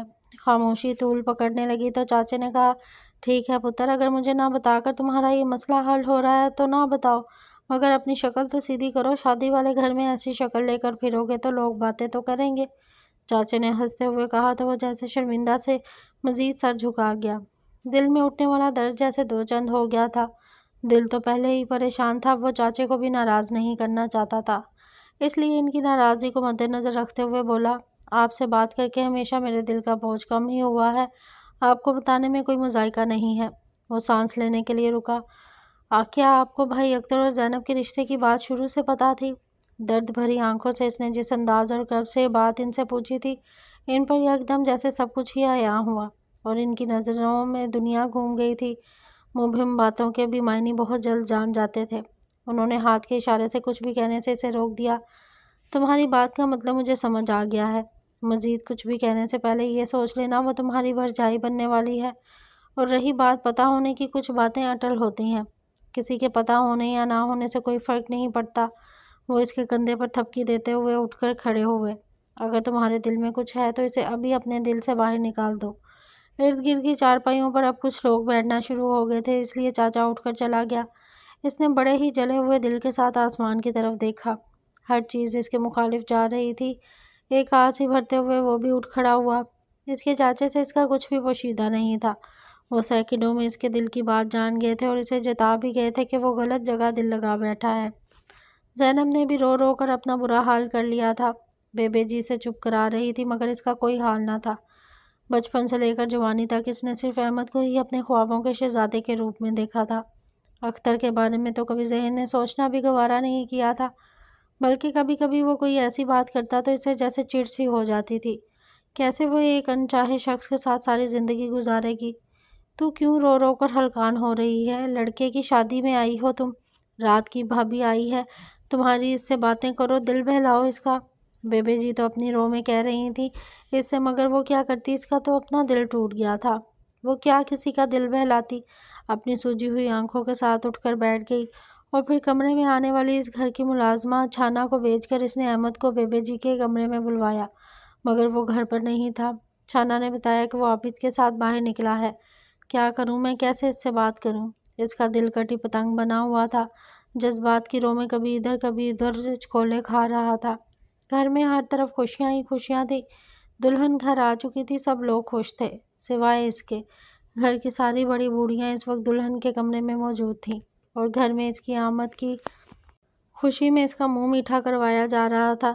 نجو اور رقیہ سب اس کے قریب کھڑی شوخ جملوں سے اسی محظوظ کر رہی تھیں۔ ماجد بھی وہیں موجود تھا، جو کلثوم کی موجودگی کی وجہ سے زیادہ تر خاموش تھا۔ دل تو اس کا بھی ٹوٹا ہوا تھا، مگر اس نے اپنے دل کو اپنے بڑوں کی خاطر اپنے ہاتھوں سے توڑ دیا تھا۔ کلثوم سے بھی برداشت نہیں ہو پا رہا تھا۔ یہ جگہ تو اس نے اپنے لیے سوچی تھی جس پر اب کوئی اور براجمان ہو گیا تھا۔ وہ آنسوؤں سے تر آنکھیں لیے اٹھ کر باہر چلی آئی۔ ماجد کی نظروں نے دور تک اس کا پیچھا کیا، مگر اب اس سب کا کوئی فائدہ نہیں تھا، کیونکہ وقت اس کی خوشیوں کو رونتا ہوا بہت دور نکل گیا تھا۔ زینب بھی چپ چاپ ایک کونے میں کھڑی سب کچھ دیکھ رہی تھی۔ نجو اور رانی ڈھولک کی تھاپ پر ٹپے گاتی اور پھر انہیں ڈپوں پر جھوم کر ناچتی اپنی خوشی کا اظہار کر رہی تھی۔ احمد وہاں موجود نہیں تھا، مگر نجو کی نظریں اسے ہی کھوج رہی تھیں، اور وہ شاید اندر آنے کی ہمت نہیں جٹا پا رہا تھا۔ زینب اسٹول پر بیٹھ گئی تھی۔ اختر بالکل اس کے سامنے کھڑا بار بار اس کی طرف دیکھتا اور شوخ جملے پھینکتا اسے زج کر رہا تھا۔ اس کی نظروں سے ملنے والے پیغام اس کا وہاں بیٹھنا محال بنا رہے تھے، اس لیے وہ بھی اٹھ کر باہر آ گئی تھی۔ شادی خیر و عافیت سے انجام پا گئی تھی، بس آج کل میں ان کے جانے کی تیاری شروع ہونی تھی۔ چاچے شاہ دین سے اس کی اس دن کے بعد کوئی بات نہیں ہوئی تھی۔ ہاں، ایک دفعہ کھڑے کھڑے انہوں نے اس کے کندھے پر تھپکی دیتے ہوئے اسے حوصلے کی تلقین کی تھی، اور اس نے ان کی تھپکی کے جواب میں کچھ نہیں کہا تھا، کیونکہ اس کے پاس کہنے کے لیے کچھ تھا ہی نہیں۔ وہ دھیرے دھیرے قدم اٹھاتی چھت پر آئی۔ گرمیوں کی رات اپنی گود میں ڈھیروں سکون لیے چھت پر ڈیرا جما چکی تھی۔ اس نے کھڑے کھڑے منڈیر سے نیچے جھانکا تو سارے طاقچوں میں دیے روشن تھے۔ صحن میں بچھی چارپائیوں پر بستر بچھا دیے گئے تھے۔ اپنے اپنے کاموں سے فارغ ہو کر سب چارپائیوں پر بیٹھے ہوئے تھے۔ بے جی کی چارپائی درمیان میں تھی، ان کے بیٹوں کی چارپائیاں ان کے ساتھ تھیں۔ آج کتنے عرصے بعد ان کے پانچوں بیٹے ان کے ساتھ بیٹھے ہوئے تھے۔ وہ تو خوشی سے نہال ہی ہوئی جا رہی تھیں۔ زرینہ پھوپھی بھی بھائیوں کے ساتھ بیٹھی ہوئی تھی۔ تینوں بھابھیاں پایا افروز کی وجہ سے گھونگھٹ نکالے بیٹھی تھی۔ پرسوں سب نے واپس جموں چلے جانا تھا، اس لیے شادین نے کہا تھا کہ وہ کل سویرے سویرے سارے بھائی مل کر زمینوں پر جائیں گے۔ وہ شروع سے چارواہ کے ہی رہنے والے تھے، سب کی زمینیں بھی یہیں تھیں۔ وہ تو ان کے ابا سے راج دین کے کاروبار کا مسئلہ تھا، اسی لیے وہ جموں چلے گئے، اور پھر پیچھے فیروز کو بھی بلا لیا تھا۔ فیروز کو اسکول میں نوکری مل گئی تھی اور تاج دین باپ کے ساتھ ہی دکان پر بیٹھنے لگا تھا۔ شادین ویسے بھی پڑھائی کے سلسلے میں ہی جموں گیا تھا اور وہیں سے باہر چلا گیا تھا۔ سب نے اپنی زمینوں کی ذمہ داری دونوں بھائیوں کو دے رکھی تھی، جو چارواہ میں ہی رہتے تھے۔ وہ تاروں بھرے آسمان کے تلے بالکل اکیلی بیٹھی تھی، ٹھنڈی چلنے والی ہوا بھی اس کو وہ سکون نہ دے پا رہی تھی جس کی دل اس وقت مانگ رہا تھا۔ پتہ نہیں وہ اس وقت کہاں تھا، جانے کیوں اس سے کترا رہا تھا۔ تم تو کہتے تھے کوئی بات بھی ہم دونوں کے درمیان نہیں آ سکتی، ہمیں الگ نہیں کر سکتی، پھر یہ سب کیا ہے؟ مجھ سے یہ بیگانگی کیوں؟ وہ دل ہی دل میں اس سے شکوہ کر رہی تھی، تبھی اسے اپنے پیچھے کسی کی قدموں کی آواز سنائی دی، اور اس نے مڑ کر دیکھا تو آنکھوں میں ایک عجب سی لالی لیے وہ اسے دیکھ رہا تھا۔ اسے دیکھ کر زینب کی آنکھیں بھی بھر آئیں۔ تم تو کہتے تھے مجھے کسی بھی حال میں اکیلا نہیں چھوڑو گے، پھر اس کرب کے وقت میں کیوں دور ہو گئے مجھ سے؟ تجھ سے کیسے دور ہو سکتا ہوں؟ تو تو میری نس نس میں سمائی ہوئی ہے۔ احمد کی بات سن کر وہ روتے ہوئے دونوں ہاتھوں میں چہرہ چھپا گئی، آنکھیں تو جیسے چھلکنے کو بے قرار تھیں۔ اسے دیکھا تو آنسو ٹپ ٹپ گرنے لگے تھے۔ میں جانتا ہوں جو تم پر گزر رہی ہے، اسی کرب سے میں بھی گزر رہا ہوں، لیکن کیا کروں، ہم دونوں کے اختیار میں کچھ نہیں ہے، ہم دونوں ہی بے بس ہیں۔ میرے دل میں سوائے تمہارے کوئی اور نہیں ہے، اور نہ میں کسی کو اپنے دل میں جگہ دے سکتی ہوں۔ میں بہت ہی مشکل میں گھر گیا ہوں۔ میرے گھر والوں نے رشتے کی جس ڈور سے تمہیں باندھا ہے، وہ ڈور سیدھی میرے گلے تک آتی ہے، ایک پھندا بن کر جس نے میرے گلے کو جکڑ رکھا ہے۔ نہ ہل سکتا ہوں، نہ سانس لے سکتا ہوں۔ اس نے آسمان کی گود سے اترے والی چاندنی کو دیکھا جو سبز پیڑوں کے پتوں پر کسی الہام کی صورت اتر رہی تھی، ان کی بے قراریوں کو بڑھاوا دے رہی تھی۔ موسم چاہے جتنا مرضی خوبصورت ہو، ہوا جتنی مرضی فرحت بخش ہو، مگر جب دل بجھے ہوں تو کوئی بھی چیز، کوئی بھی منظر اس درد اور تکلیف کو کم نہیں کر سکتا، اس کرب کو نہیں مٹا سکتا۔ اپنے گلے سے اتار پھینکو اس ڈور کو کہیں، یہ ڈور ہم دونوں کی پھانسیوں کی وجہ نہ بن جائے۔ احمد نے آگے بڑھ کر روتی ہوئی زینب کو گلے سے لگا لیا تھا۔ میں جان دے دوں گی مگر تمہارے علاوہ کسی اور کی دلہن نہیں بنوں گی۔ ایسا کچھ کرنے کے بارے میں کبھی سوچنا بھی مت۔ کیا میں تمہارے بغیر زندہ رہ پاؤں گا؟ اور ویسے بھی میں کیا اتنا کمزور ہوں کہ اپنی محبت کو پانے کے لیے ہاتھ پیر نہ ماروں؟ میں ہر اس حد تک جاؤں گا جہاں سے تمہارے ملنے کی مجھے امید ہوگی۔ احمد کے تسلی بھرے بولنے جیسے اس کی ہمت بندھائی، اس کے سینے سے لگے اس نے سر اٹھایا اور پھر احمد نے کندھے پر رکھ دیا۔ دونوں پھر کتنی ہی دیر خاموشی کے ساتھ آسمان کی گود پر ابھرنے والے چاند کو دیکھتے رہے جس کی چاندنی نے ہر سو اجالا کیے ہوئے تھی۔ میری سمجھ میں نہیں آتا کہ سب نے اتنی بڑی بات ہم سے کیسے چھپائی، ہمیں بتایا تک بھی نہیں۔ تو پریشان کیوں ہوتی ہے؟ میں ہوں نا، میں کروں گا اماں سے بات۔ اگر انہوں نے انکار کر دیا تو؟ اس نے کندھے سے سر اٹھاتے ہوئے سوالیہ نظروں سے اسے دیکھا۔ وہ اس کے سوالیہ انداز پر تھوڑی دیر خاموش رہنے کے بعد بولا، مجھ پر اعتبار ہے تمہیں خود سے بھی زیادہ۔ اپنے اس اعتبار کو مجھ پر بنائے رکھنا، منزل خود ہی ہمارے قدموں میں آن کھڑی ہو جائے گی۔ اس کی آنکھوں میں تیرنے والی ہلکی نمی آنسوؤں میں تبدیل ہوتی اس کے گالوں پر بہنے لگی تھی۔ یہ بات اگر محض خواب ہوا تو؟ اگر مجھ پر اعتبار کرتی ہو تو ان باتوں کا کوئی جواز نہیں بنتا۔ احمد کی بات پر وہ پھر اس کے کندھے پر سر رکھ گئی۔ اچانک سے زندگی میں آنے والی تبدیلیاں انسان کو کمزور کر دیتی ہیں، اعتبار سا اٹھ جاتا ہے ہر بات سے۔ زینب کی طرف بھی شاید یہی بات تھی۔ اچانک سے اس کی زندگی میں جو طوفان آیا تھا وہ اسے ہلا کر رکھ گیا تھا، اندیشوں کے پہاڑ اس کے گرد کھڑے کر گیا تھا، مگر وہ بھی یہ بھی جانتی تھی کہ جس نے اس کا ہاتھ تھاما ہے وہ ہاتھ بہت مضبوط ہے، کبھی اسے کمزور نہیں پڑنے دیں گے۔ چاچا شادین ان کے ساتھ ہی جموں واپس آیا تھا۔ احمد کی چھٹیاں بھی ختم ہونے والی تھی، اس نے واپس جانا تھا، مگر پتہ نہیں کیوں اس دفعہ اس کا جانے کو دل نہیں چاہ رہا تھا۔ چاچے شادین سے اس نے پھر بات کی، مگر ان کی طرف سے وہی جواب ملا تھا۔ وہ تو جیسے دل برداشتہ ہو گیا تھا، اس لیے اس نے سوچا تھا کہ وہ آج خود اماں سے بات کرے گا، اس کی ماں ہی اس کے دل کی بات صحیح سمجھ سکتی ہے، مگر انہوں نے بھی اسے وہ سنائی کہ وہ حیران رہ گیا تھا۔ تیرا دماغ تو ٹھیک ہے، تو نے یہ بات سوچ بھی کیسے لی؟ محبت کرتا ہوں میں اس سے، اب سے نہیں بچپن سے۔ آہستہ بول، کوئی سن نہ لے ورنہ تیرے ساتھ ساتھ میری بھی شامت آ جائے گی۔ تیرے باپ نے میرے ٹوٹے کر دینے ہیں کہ یہ ہے تیری پرورش؟ اپنی بھرجائی کو غلط نظروں سے دیکھتا ہے؟ میری توبہ! وہ دونوں ہاتھوں میں سر پکڑ کر بیٹھ گئیں۔ وہ بھی ان کے پاس بیٹھ گیا اور انہیں کندھوں سے پکڑ کر بولا، اماں ایک دفعہ ٹھنڈے دماغ سے سوچیں، وہ ان کے ساتھ خوش نہیں رہے گی۔ انہوں نے چہرہ اٹھا کر غور سے اس کی طرف دیکھا تو وہ نظریں جھکا گیا۔ ہم دونوں ایک دوسرے سے محبت کرتے ہیں۔ پیچھے ہٹ جا، مجھے خوف آ رہا ہے تجھ سے۔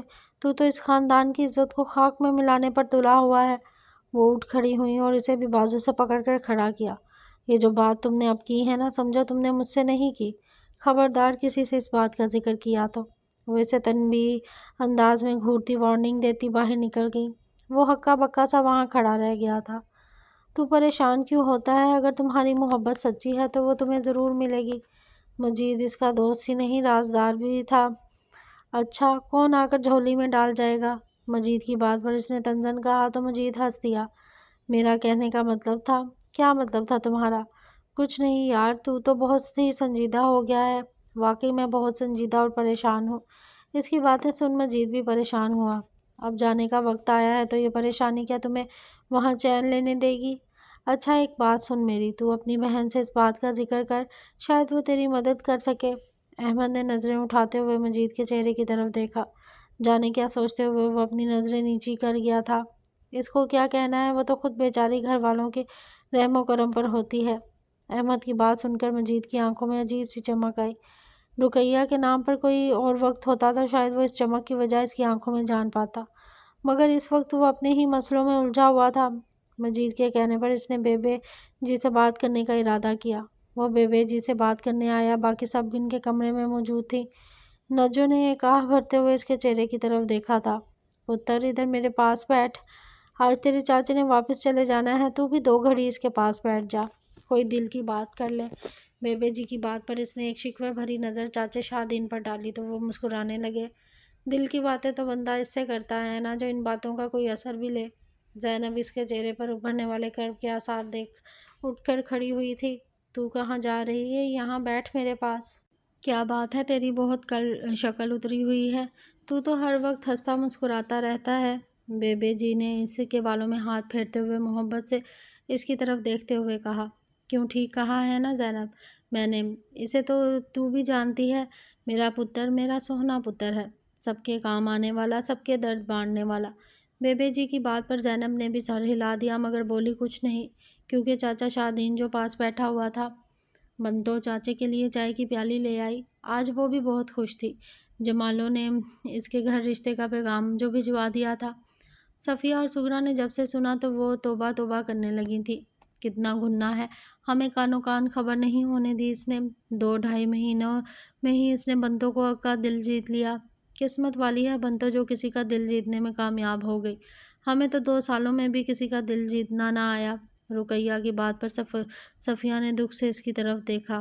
ان کی بیٹی کس کرب سے زندگی گزار رہی تھی، ایک ماں ہونے کے ناطے ان سے بڑھ کر یہ بات کون جان سکتا تھا۔ نجو تو بنتو کے پیچھے ہی پڑ گئی تھی۔ یہ تو بتا تو نے جمالوں کا دل کیسے جیت لیا؟ وہ شرمائی لجائی ہوئی بس منہ میں دوپٹہ رکھے مسکرا رہی تھی۔ چاچا شاہدین ولایت چلا گیا تو دوسرے دن احمد بھی واپس چلا گیا تھا، بے بے جی سے بات کیے بغیر ہی، مگر ٹھیک 1 مہینے کے بعد ہی وہ واپس آ گیا تھا۔ وہ جانتا تھا اماں سے بات کرنے کا کوئی فائدہ نہیں، وہ یہی جواب دیں گی، بلکہ ابا کو بھی اس نے کے خلاف کریں گی، اس لیے وہ ان کی بات سن کر خاموش ہی رہا۔ ہاں اس نے بے بے جی سے بات کرنے کا سوچا تھا، اس لیے آتے ہی وہ ان کے کمرے میں آیا۔ وہ بڑی سی رنگین پاؤں والی چارپائی پہ بیٹھی نجو کو کسی بات پر ڈانٹ رہی تھی۔ تیری قسمت کیا خراب ہوئی؟ قسمت تو ہماری خراب ہوئی، ایسی جنم جلی اس کے پلے بندی کہ میری بچی بھی واپس باپ کی چوکھٹ پر آ بیٹھی۔ ہاں میں تو جنم جلی ہوں، اور باقی تو یہاں ساری بڑی بھاگوان ہیں۔ چل جا یہاں سے، زبان نہ چلا۔ بے بے جی نے اپنے پاس رکھی ہوئی چھڑی کو لہراتے ہوئے کہا تو وہ دوڑتی ہوئی دروازے کی طرف لپکی اور اندر آنے والے احمد سے ٹکرائی۔ پتہ نہیں کیا بات تھی اس بندے میں کہ وہ جب بھی اسے دیکھتی سب کچھ بھول جاتی تھی۔ اس کے ارد گرد کیا ہو رہا ہوتا تھا اسے کچھ خبر نہ ہوتی۔ اس بندے کی آنکھیں اسے مار ڈالتی، جن میں اس کے لیے کچھ بھی نہ ہوتا، پھر بھی پتہ نہیں کیوں وہ اپنا سارا جہان انہی میں پاتی تھی۔ اب بھی وہ اسے دھکیلتا ہوا غصے سے اندر آیا، اور وہ اس غصے کے باوجود اسے محبت سے اندر جاتا دیکھ رہی تھی۔ اب کہ تو بہت جلدی نہیں آ گیا؟ بے بے جی کی بات پر مسکراتا وہ ان کے گھٹنوں پر سر رکھ کر لیٹ گیا۔ نجو نے دیکھا کتنی محبت سے ان کے قریب لیٹ گیا تھا۔ کیا کبھی اس کی قسمت میں بھی یہ وقت آئے گا؟ کیا وہ بھی کبھی اسے اتنی ہی محبت سے دیکھے گا اور دیکھ کر مسکرائے گا؟ کسی ضروری کام سے آیا ہوں، ورنہ شاید اتنی جلدی نہ آتا۔ اس کی آواز سن کر نجو کے قدموں میں سستی آئی۔ ضروری کام سے آیا ہے؟ اپنے آپ سے سوال کرتی وہ وہیں کھڑی ہو گئی۔ مجھے آپ سے ضروری بات کرنی ہے بیبے جی۔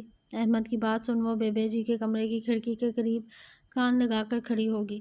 بیبے واری جائے، کیا بات ہے بول۔ وہ ان کے گھٹنوں سے سر اٹھا کر سیدھا ہو کر بیٹھ گیا۔ بے شک وہ ان سے جتنی مرضی محبت کرتا، مگر تھیں تو وہ اس کی بڑی۔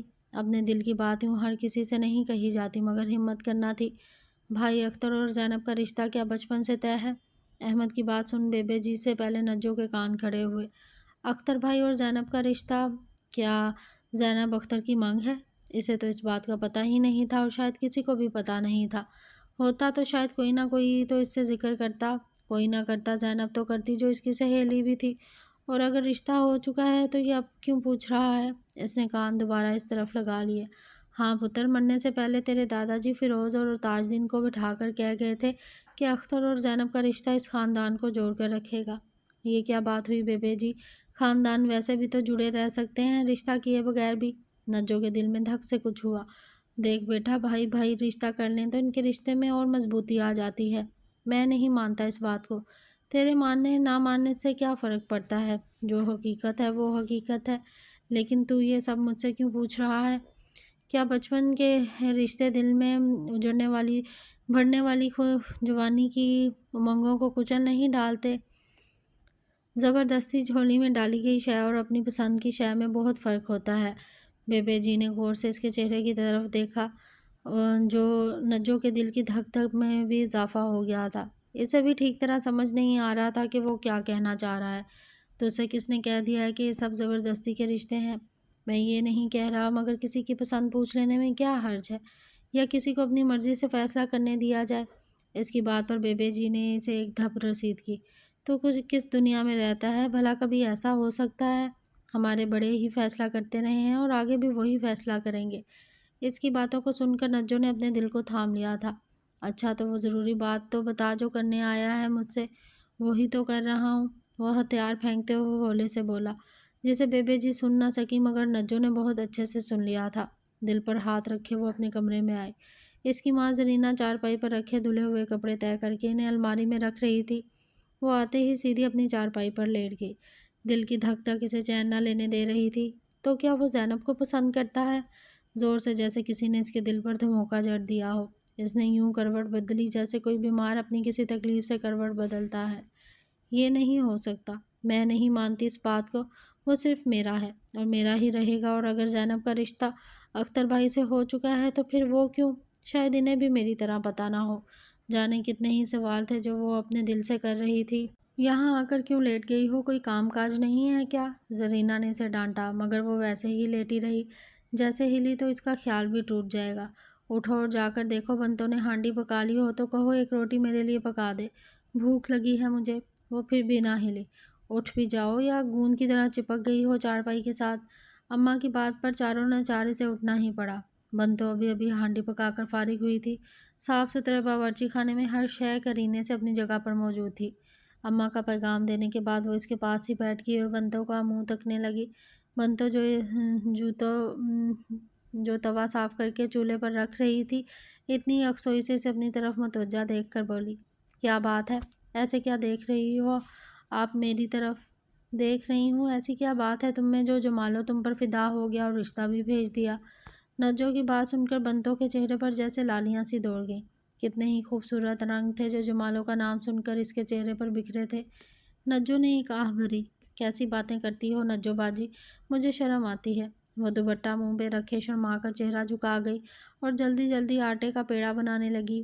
جمالو نے رشتہ بھیجنے سے پہلے کچھ کہا تھا یا کیا؟ مجھے تو کچھ پتہ ہی نہیں باجی۔ وہ گھر گئی تو اماں نے بات کی، ہنسی ہنسی میں ہی یہ سب کچھ ہو گیا۔ اتنا پکا ہوگا اس کا تو مجھے پتہ ہی نہیں تھا۔ کیا اتنا آسان ہے یہ سب کچھ؟ اگر دونوں طرف سے دل ملے ہوں تو کچھ بھی مشکل نہیں ہوتا نجو باجی، اور دل اگر ایک طرف سے ملا ہو تو پھر پتہ نہیں کیا کرتے ہیں۔ بنتوں کی بات پر جیسے سوچ میں پڑ گئی، پھر کچھ سوچنے کے بعد بولی، کوئی شے اگر نہ مل رہی ہو تو اس کو چھین لینے میں کیا حرج ہوتا ہے؟ روٹی توے پر ڈالتے ہوئے بنتوں نے غور سے اس کے چہرے کی طرف دیکھا۔ کیا بات کر دی تھی اس نے؟ وہ اپنی بات پر خود ہی کہکا لگا کر ہنس دی۔ بنتوں نے توے پر روٹی ڈالتے ہوئے اس کے چہرے پر دوڑنے والے بے لگام گھوڑے کو دیکھا جو بس سر پر دوڑ لگائے ہوئے تھا۔ اماں کو اس نے صاف صاف کہہ دیا تھا، چاہے دن ادھر سے ادھر چڑھ جائے، وہ شادی صرف زینب سے کرے گا۔ اس نے جموں واپس آنے سے پہلے چاچے شاہدین کو خط لکھا تھا اور یہی بات کی تھی، جس کے جواب میں ان کا ڈانٹ بھرا ایک خط موصول ہوا۔ جس نے سے اس نے بات کی، سب نے اس کا دل توڑ دیا تھا۔ وہ اپنے دل کی بات کس سے کرے، کس سے کہے؟ بڑی ہمت کر کے آج اس نے سوچا تھا کہ وہ خود ابا سے بات کرے گا یا پھر اختر بھائی سے ہی بات کرے گا، پر بے جی کی طبیعت اچانک بگڑ گئی تھی، اس لیے زرینہ اسے لے کر ڈاکٹر صادق کے پاس آئی تھی۔ زینب بے جی کا پتہ کرنے کمرے میں آئی تو احمد کو دیکھ کر قدم دروازے میں ہی رک گئے۔ وہ بھی ان کا پتہ کرنے ہی آیا تھا۔ کمرے میں انہیں موجود نہ پا کر وہ ان کی چارپائی پر بیٹھ گیا تھا۔ زینب کو دیکھ کر ایک دم کھڑا ہوا۔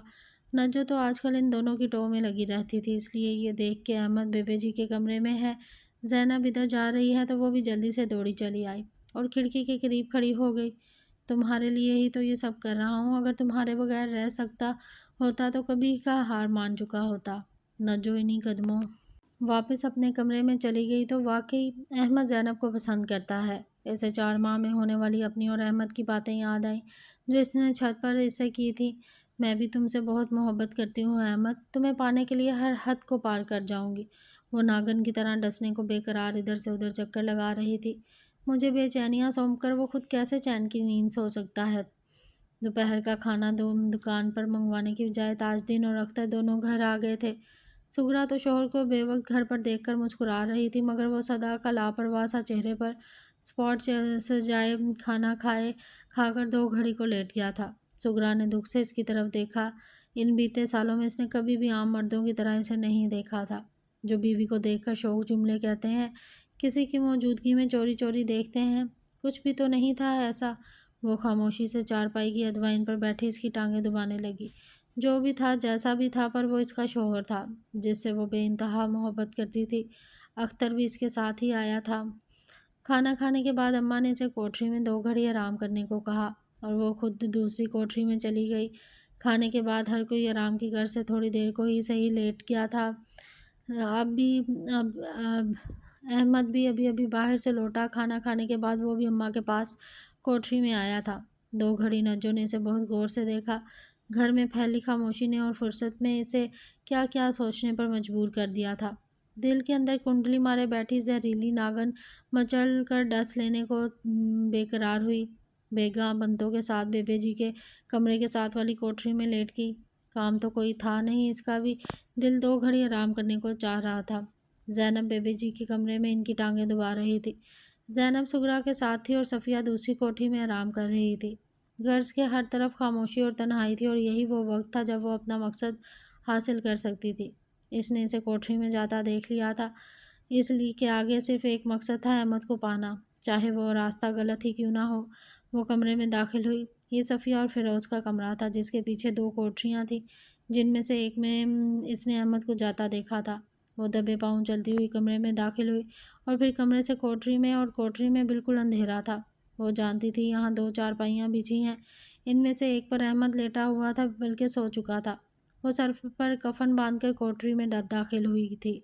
اب جو بھی ہوگا دیکھا جائے گا۔ اس بندے کو ایک دفعہ تو میں بتا دوں گی کہ میں ایک مرد کی بیٹی ہوں۔ اس نے اپنی قمیض کو 2 جگہ سے خود ہی پھاڑ کر دوپٹے کے بھی 2 ٹکڑے کر دیے اور پھر کوئی بھی آواز پیدا کیے بغیر وہ چارپائی پر اس کے مقابل لیٹ گئی۔ وہ کروٹ بدل کر لیٹا ہوا تھا، جانے نیند کی کس وادی میں تھا جہاں سے پلٹنا مشکل ہو رہا۔ اتنی گہری نیند میں تھا کہ اسے کسی کی آہٹ بھی سنائی نہ دی۔ یہ آج کے دور کی زلیخا تھی جسے کسی یوسف کا ڈر نہ تھا۔ اس کے ساتھ لیٹتے ہی اس نے زور زور سے چلانا شروع کر دیا تھا۔ اس خاموشی اور تنہائی میں آواز کسی شور سے کم نہ تھی۔ گرمیوں کی تپتی دوپہر کے سناٹوں میں گونجتی وہ آواز جیسے سب کے دل دہلا گئی۔ سب اپنے اپنے کمروں میں لرز کر رہ گئے۔ ایک دل دوز آواز نے انہیں کمروں سے باہر نکلنے پر مجبور کر دیا تھا۔ اچانک نیند سے جاگنے کی وجہ سے کسی کو کچھ سمجھ نہیں آ رہا تھا کہ یہ آواز کہاں سے آ رہی ہے، اور جب سمجھ آئی تو سب ادھر دوڑے۔ وہ زمین پر بیٹھی زاروں کی تار رو رہی تھی، کئی جگہ سے پھٹے کپڑے کسی اور بات کی دہائی دے رہے تھے मुंह में दुपट्टा ना ठूंसे। घर की बड़ी बूढ़ियां इसे देख रही थी और वह ज़मीन पर बैठी नज़रें नीचे किए बस रो रही थी। क्या हुआ है? ये क्या हाल बना रखा है तुमने? जरीना के हाथों से तोते उड़ गए थे। पहले तो वो बुत बनी से यूं बैठे देखती रही, फिर जब मामले की समझ आई तो सर पर हाथ मारती खुद भी ज़मीन पर इसके नज़दीक बैठ गई। अरे मेरी किस्मत जल गई, ये सब क्या हो गया? सफ़िया, सुगरा, फिरोज़ दीन, ताज दीन सब कमरे में मौजूद थे। इस आदमी ने मुझे कहीं का नहीं छोड़ा, किसी को मुंह दिखाने के काबिल नहीं छोड़ा। नज्जो दुपट्टा मुंह पर रखे खुद को पीट रही थी।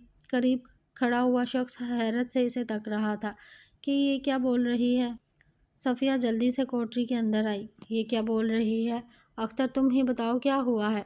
सफ़िया के मुंह से अख्तर का नाम निकलना था कि नज्जो ने तेज़ी से गर्दन मोड़ते हुए इधर देखा।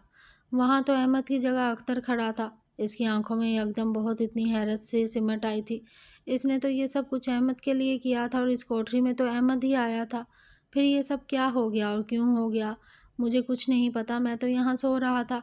वो एक एक बंदे के आगे हाथ जोड़ता अपनी सफाई दे रहा था, मगर वहाँ कोई भी नज्जो की हालत देखकर मानने को तैयार नहीं था कि यहाँ कुछ नहीं हुआ। शोर सुनकर अहमद भी कोठरी में आया और वो फटी फटी आंखों से अहमद को देख रही थी जिसके लिए ये सब किया, ये गुनाह कमाया। वो तो यहाँ था ही नहीं। वो कोठरी में आया मगर भाई को लेटा देख अपनी माँ सफ़िया के पास आकर लेट गया था। नज्जो ने इसे कोठरी में जाता देखा था। इसके बाद वो कहाँ गया इसकी इसे खबर ना हुई थी। कोई भी अख्तर की बात मानने को तैयार नहीं था सिवाय अहमद के। भाई बिल्कुल ठीक कह रहे हैं, ये बड़ी जल्लाद लड़की है। भाई बिल्कुल भी ऐसे नहीं है, आपको यकीन करना पड़ेगा। माँ भी जानती थी इसका बेटा ऐसा नहीं है, लेकिन वो कैसे किसी को एतबार दिलाती कि सब आंखों देखा था, इसको झुठलाया नहीं जा सकता था। शाम को सब लोग सहन में जमा थे। जरीना की तरबियत पर थू थू करते सब भाई से बुरा भला कह रहे थे। ये तुम्हारे लाड प्यार का ही नतीजा है जरीना, जो हम सबको ये दिन देखना पड़ रहा है। ताजदीन ने अपनी दोनों बेटियां और रुकैया को कमरे से बाहर निकलने से मना कर दिया था। सुगरा को तनबीह करते वो कमरे से बाहर निकल आए थे। ज़ैनब रुकैया की बगल में चारपाई पर लेट गई। ये सब कुछ इतना अचानक हुआ था, किसी को भी कुछ समझ नहीं आ रही थी। किसी का भी दिल इस बात को मानने को तैयार नहीं था कि अख्तर ऐसा है, और वो भी इस हद तक कि नज्जो के साथ। दोनों के दरमियान कभी किसी ने ऐसी कोई बात ना देखी थी। इसलिए हर बंदा हैरत और इस्तेजाब में डूबा आगे क्या होने वाला है के बारे में सोच रहा था। जरीना ने कमरे में आकर खुद को पीटने के साथ साथ नज्जो को भी पीट डाला था। इस दिन के लिए तुझे जवान कर रही थी मैं, कल मोही तू मुझ पर नहीं अपने बाप पर गई है। वो चाहने के बावजूद भी अपनी माँ को सच ना बता पा रही थी। इसका सारा कुछ तो पहले ही झूठ पर मबनी था। वो क्या बताती कि ये सब इसने अख्तर के लिए नहीं अहमद के लिए किया था, और अब तो इसकी बात को किसने सच मानना था। सो अपने पाँव पर इसने खुद ही कुल्हाड़ी मार दी थी। जज्बात में जहन ये सोचने से कासिर ही रहा कि वो थोड़ा सा गौर कर लेती। घर के सब बड़े बूढ़ों ने फैसला किया था कि हालात मज़ीद ख़राब होने से पहले ही इसे संभाल लिया जाए और जल्द अज जल्द इन दोनों का निकाह कर दिया जाए। निकाह का नाम सुनना था कि नज्जो ने वावेला मचाना शुरू कर दिया। वो ये निकाह नहीं करेगी। इधर अख्तर का भी यही हाल था। बात को यहाँ तक पहुँचाने से पहले सोचना था तुम दोनों ने। अब तो इस बात का सिर्फ यही हल है। मैं अपने भाई के साथ किसी सूरत भी ज़्यादती नहीं होने दूंगा। मैं जानता हूँ इस लड़की को इसने ये सब क्यों किया। कमरे में सफ़िया और अख्तर के सामने वो चक्कर काटते हुए गुस्से से बोला, अब कुछ नहीं हो सकता अहमद, जो सब ने देखा इसको झुठलाया नहीं जा सकता। सफ़िया की बात पर वो भुना गया। मुझे तो आपकी समझ नहीं आ रही अम्मा, क्या आपको अपने बेटे पर यकीन नहीं? क्या वो इतनी गिरी हुई हरकत कर सकता है? माँ ने आंसुओं से तर आंखें लिए अहमद की बात पर अख्तर की तरफ देखा, जो सर नीचे किए खामोश बैठा हुआ था। खुद से भी ज़्यादा यकीन है मुझे अपने बेटे पर, मगर समझ नहीं आ रहा कि इस लड़की ने ऐसा क्यों किया। इसके साथ हमने तो हमेशा इसे अपनी बेटी की तरह ही समझा। हमारी इतनी नेकियों का ये सिला दिया इसने। आप कुछ भी कह लें, मगर मैं इस निकाह के हक़ में नहीं हूँ। देखो बेटा, मामला बहुत दूर जा चुका है। अख्तर लाख सही हो तो तुम्हारी या मेरी नज़र में, मगर जो सब ने देखा वो भी गलत नहीं था। ये जुलेखा वाला मामला है, इतना आसान नहीं था। इस मामले ने तो यूसुफ को भी कटहरे में खड़ा कर दिया था। अम्मा ठीक कह रही हैं अहमद, मैं लाख सबको अपनी गवाही दूँ, मगर मैं जानता हूँ कोई नहीं मानेगा। लिहाजा अब जो हो रहा है इसे होने दो। अख्तर जैसे हथियार फेंकने वाले अंदाज में उठ खड़ा हुआ। मगर भाई, अहमद की बात पर अख्तर ने इसे चुप रहने के लिए कहा और बाहर निकल गया। अहमद को बहुत ही गुस्सा आ रहा था। अभी थोड़ी देर पहले इसकी नज्जों से मुंह मारी हुई थी। मैंने तुमसे कहा था वक्त से पहले कोई बात नहीं करनी, और वक्त ने मुझे मात दे दी। کہتے ہیں وقت کی مات بہت بری ہوتی ہے اور جو اس کی لپیٹ میں آتا ہے اس کا نام و نشان تک مٹ جاتا ہے۔ تمہارے ساتھ جو ہوا وہ تمہاری نیت کا صلہ تھا، مگر تم نے میرے بھائی کے ساتھ اچھا نہیں کیا۔ احمد کی بات پر اس نے سر جھکا لیا تھا۔ ساری زندگی اس گناہ کا بار اٹھائے زندہ رہوں گی میں۔ اس کی بات پر احمد نے نفرت سے اس کی طرف دیکھا۔ میرا بھائی خواہ مخواہ اس گناہ کا سانجے دار بن گیا ہے۔ چاچے تاج دین کا بس نہیں چل رہا تھا کہ وہ اس کا گلا ہی دبا دے۔ ان کی بیٹی کی زندگی برباد ہو گئی تھی۔ اب بھی وہ صحن میں تائے فیروز کے پاس بیٹھے اونچا بول رہے تھے۔ فیروز جانتا تھا ان کا بھائی غصے کا کتنا تیز ہے، اس لیے اس کے سامنے بیٹھے خاموشی سے اس کی باتیں سن رہے تھے۔ اس سے پہلے سغرا اور زرینہ انہیں سمجھا چکی تھی، لیکن ان کا غصہ کسی صورت کم نہ ہو رہا تھا۔ میں نے جو کہنا تھا کہہ دیا، بس اس کی آگے کچھ نہیں۔ وہ چارپائی سے اٹھ کھڑا ہوا اور اندر چلا گیا۔ فیروز جانتا تھا ایک بیٹی کا باپ ہے وہ، بیٹی جسے بغیر کسی قصور کے سزا ملی تھی اور اپنے بیٹے کی غلطی بھی مان رہا تھا۔ اس کا یہ قصور تھا، اس نے اپنے بیٹے پر نظر کیوں نہیں رکھی؟ بقول تاج دین کے اپنے بیٹے پر نظر رکھی ہوتی تو آج یہ دن نہ دیکھنا پڑتا۔ فیروز نے تو بھائی کی محبت میں یہاں تک کہہ دیا تھا، ایک بیٹے نے غلطی کی ہے تو دوسرا اسے سدھار سکتا ہے۔ میں احمد کے لیے زینب کا رشتہ مانگتا ہوں۔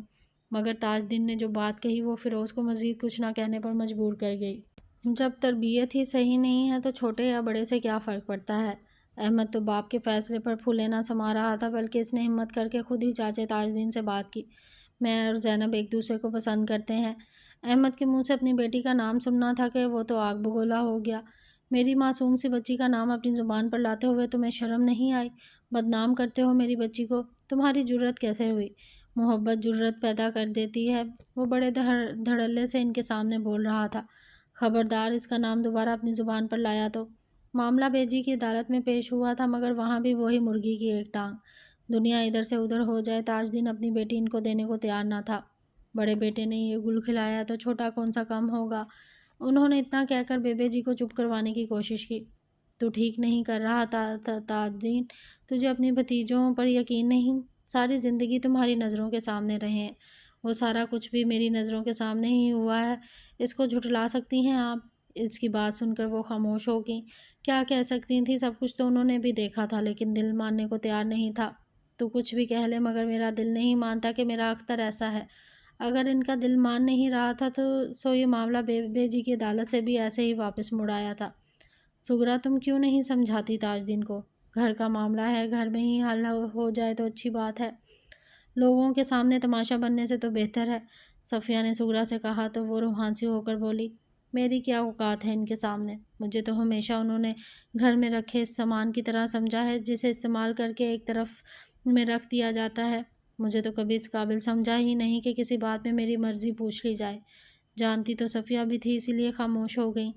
واقعی وہ کچھ نہیں کر سکتی تھی۔ زینب کو تو رہ رہ کر ابا پر غصہ آ رہا تھا۔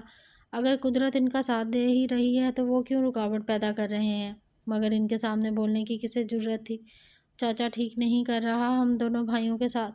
ہماری تربیت پر انگلی اٹھاتے انہیں ذرا بھی خیال نہیں آیا۔ ہماری نہیں، ان کی بھانجی کی تربیت اور نیت دونوں میں فطور تھا۔ احمد نے زینب کو ساری بات بتا دی تھی۔ اسے تو اختر سے ہمدردی ہونے لگی تھی۔ شروع دن سے وہ چاہتی تھی کہ اختر سے اس کا رشتہ ٹوٹ جائے، مگر یوں اس نے بالکل بھی نہیں چاہا تھا۔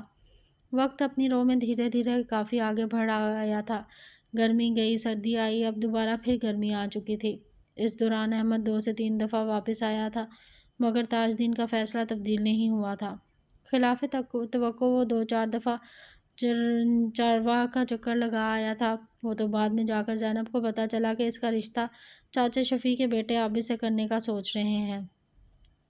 سن 1947 بڑے ہی ہنگاموں کا سال تھا۔ خوشیاں تو جیسے روٹھ ہی گئی تھیں ان سے۔ ایسے میں بس ایک خوشی تھی جس نے تھوڑی دیر کو ہی صحیح سب کو خوش کر دیا تھا۔ احمد کے دوست مجید نے اپنا رشتہ رقیہ کے لیے بھیجا تھا۔ حالانکہ وہ اس سے 2-3 سال چھوٹا تھا، مگر پھر بھی وہ اس کا متمنی تھا۔ رشتے عمروں سے تھوڑی دلوں سے جڑتے ہیں۔ احمد کے گھر والے بہت خوش تھے۔ ایک طلاق یافتہ بیٹی کا بار وہ کب تک اٹھا سکتے تھے؟ سو بڑی ہی خاموشی اور سادگی کے ساتھ نکاح کر کے اسے مجید کے ساتھ رخصت کر دیا گیا تھا۔ مئی کا آخر شروع ہو چکا تھا۔ وہ سب اب چاچے تاج دین کو سمجھا کر ہار چکے تھے۔ احمد کو تو بس اب ایک ہی حل نظر آ رہا تھا۔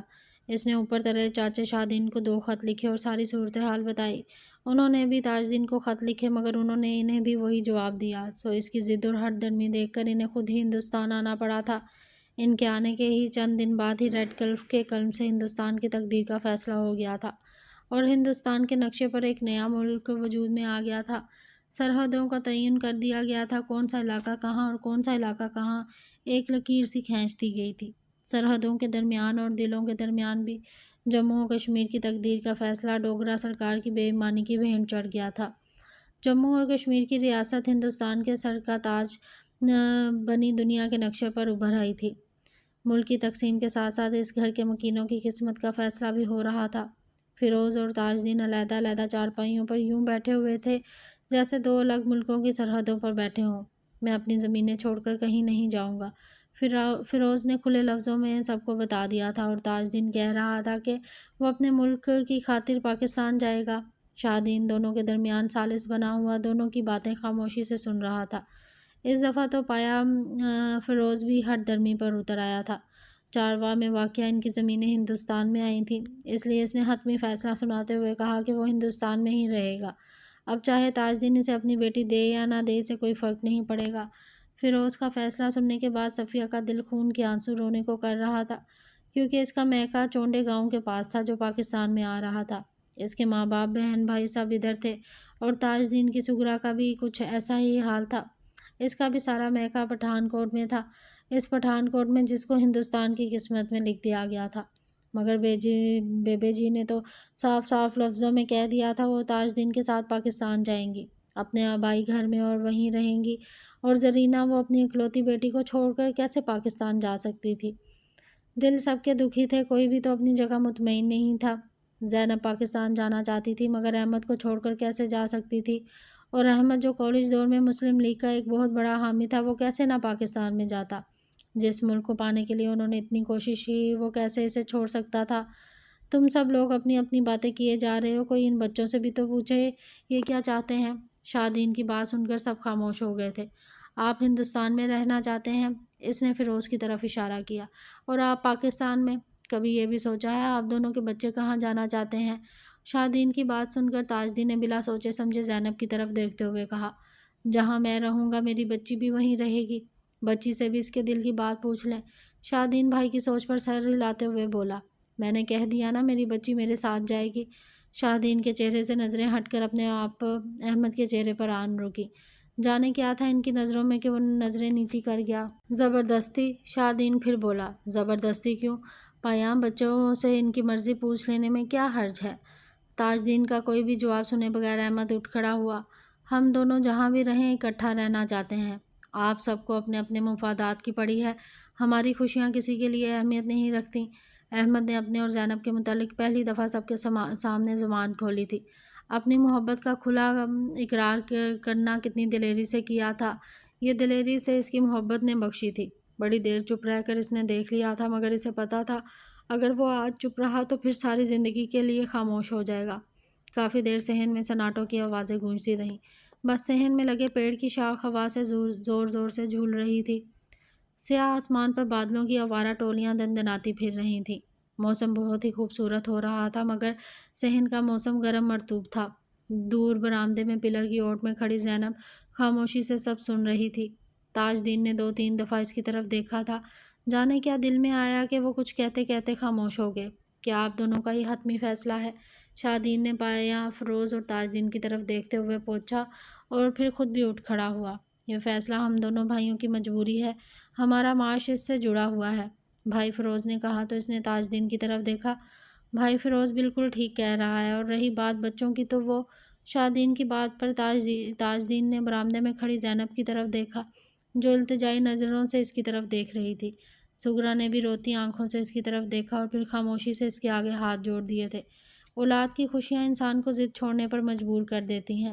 انہوں نے اپنے گھٹنوں پر رکھے ہاتھوں کی انگلیوں کو ایک دوسرے ہاتھ کی انگلیوں سے جدا کرتے ہوئے ایک آہ بھرتے ہوئے کہا، وہ جہاں خوش رہنا چاہتے ہیں میری طرف سے اجازت ہے۔ تاجدین کے منہ سے اتنا نکلنا تھا کہ احمد نے خوشی سے قریب کھڑے چاچا شادین کو زور سے گلے لگا لیا۔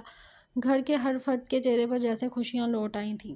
احمد چاچے تاجدین کے پاس آن کھڑا ہوا تو تاجدین نے محبت سے اسے اپنے گلے لگا لیا تھا۔ اگر ہو سکے تو مجھے معاف کر دینا۔ کیسی باتیں کرتے ہیں آپ؟ باپ اپنے بچوں سے معافی مانگتے ہوئے اچھے لگتے ہیں کیا؟ دور کھڑی زینب نے بھی پھٹتے جذبات سے اپنے اوپر قابو نہ پاتے ہوئے قریب کھڑی نجو کو اپنے گلے سے لگا لیا تھا، جس نے ایک حسرت سے اس کے مسکراتے ہوئے چہرے کی طرف دیکھا، جہاں خوشیوں ستاروں کی مانند ٹوٹ ٹوٹ کر اس کے دامن میں گر رہی تھیں۔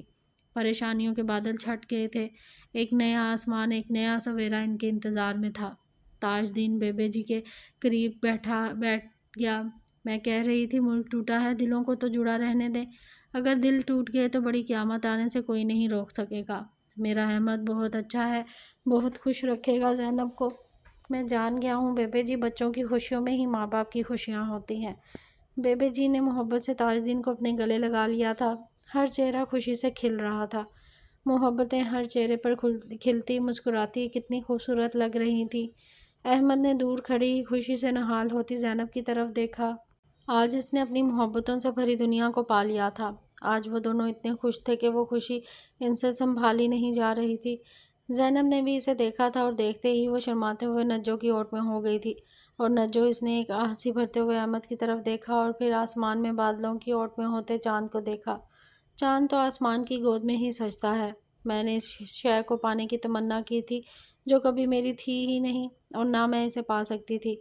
سغرا اور صفیہ باری باری زینب کو گلے لگا رہی تھی۔ صفیہ نے اس کا محبت سے ماتھا چوما اور ایک حسرت سے اختر کی طرف دیکھا جو خاموشی سے ایک طرف کھڑا سب کچھ ہوتا دیکھ رہا تھا۔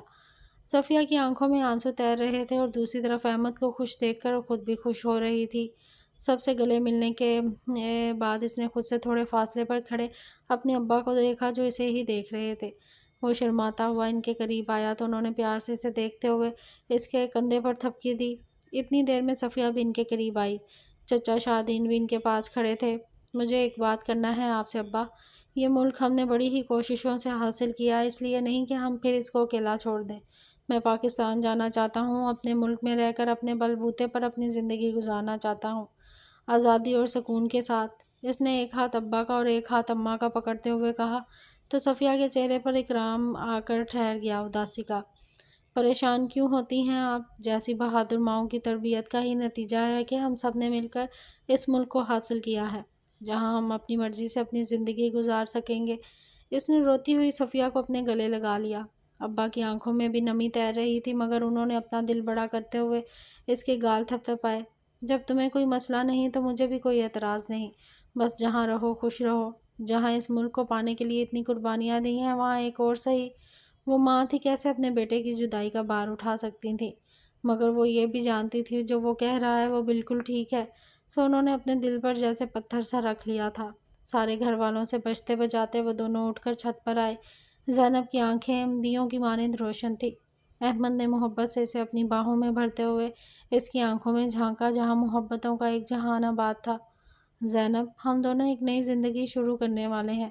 اس آنے والی زندگی کے بارے میں کچھ نہیں جانتا کیسی ہوگی، ہاں بس اتنا جانتا ہوں اگر تم میرا ساتھ دو گی تو میں اس کو جنت بنانے میں بالکل بھی دریغ نہیں کروں گا۔ اس کی بات سن کر زینب نے اپنی دونوں باہیں اس کے گرد مضبوط کر لی، جو اس بات کی گواہ تھی کہ وہ زندگی تو کیا مر کر بھی اس کا ساتھ نہیں چھوڑے گی۔ بادلوں کی اور سے جھانکتا چاند اب بالکل بادلوں کے پیچھے چھپ چکا تھا۔ بارش برسنے کے لیے تیار کھڑی تھی اور دیکھتے ہی دیکھتے وہ آسمان سے قطروں کی صورت زمین پر یکدم اترتی ان کے وجودوں کو بھی جل تھل کر گئی تھی۔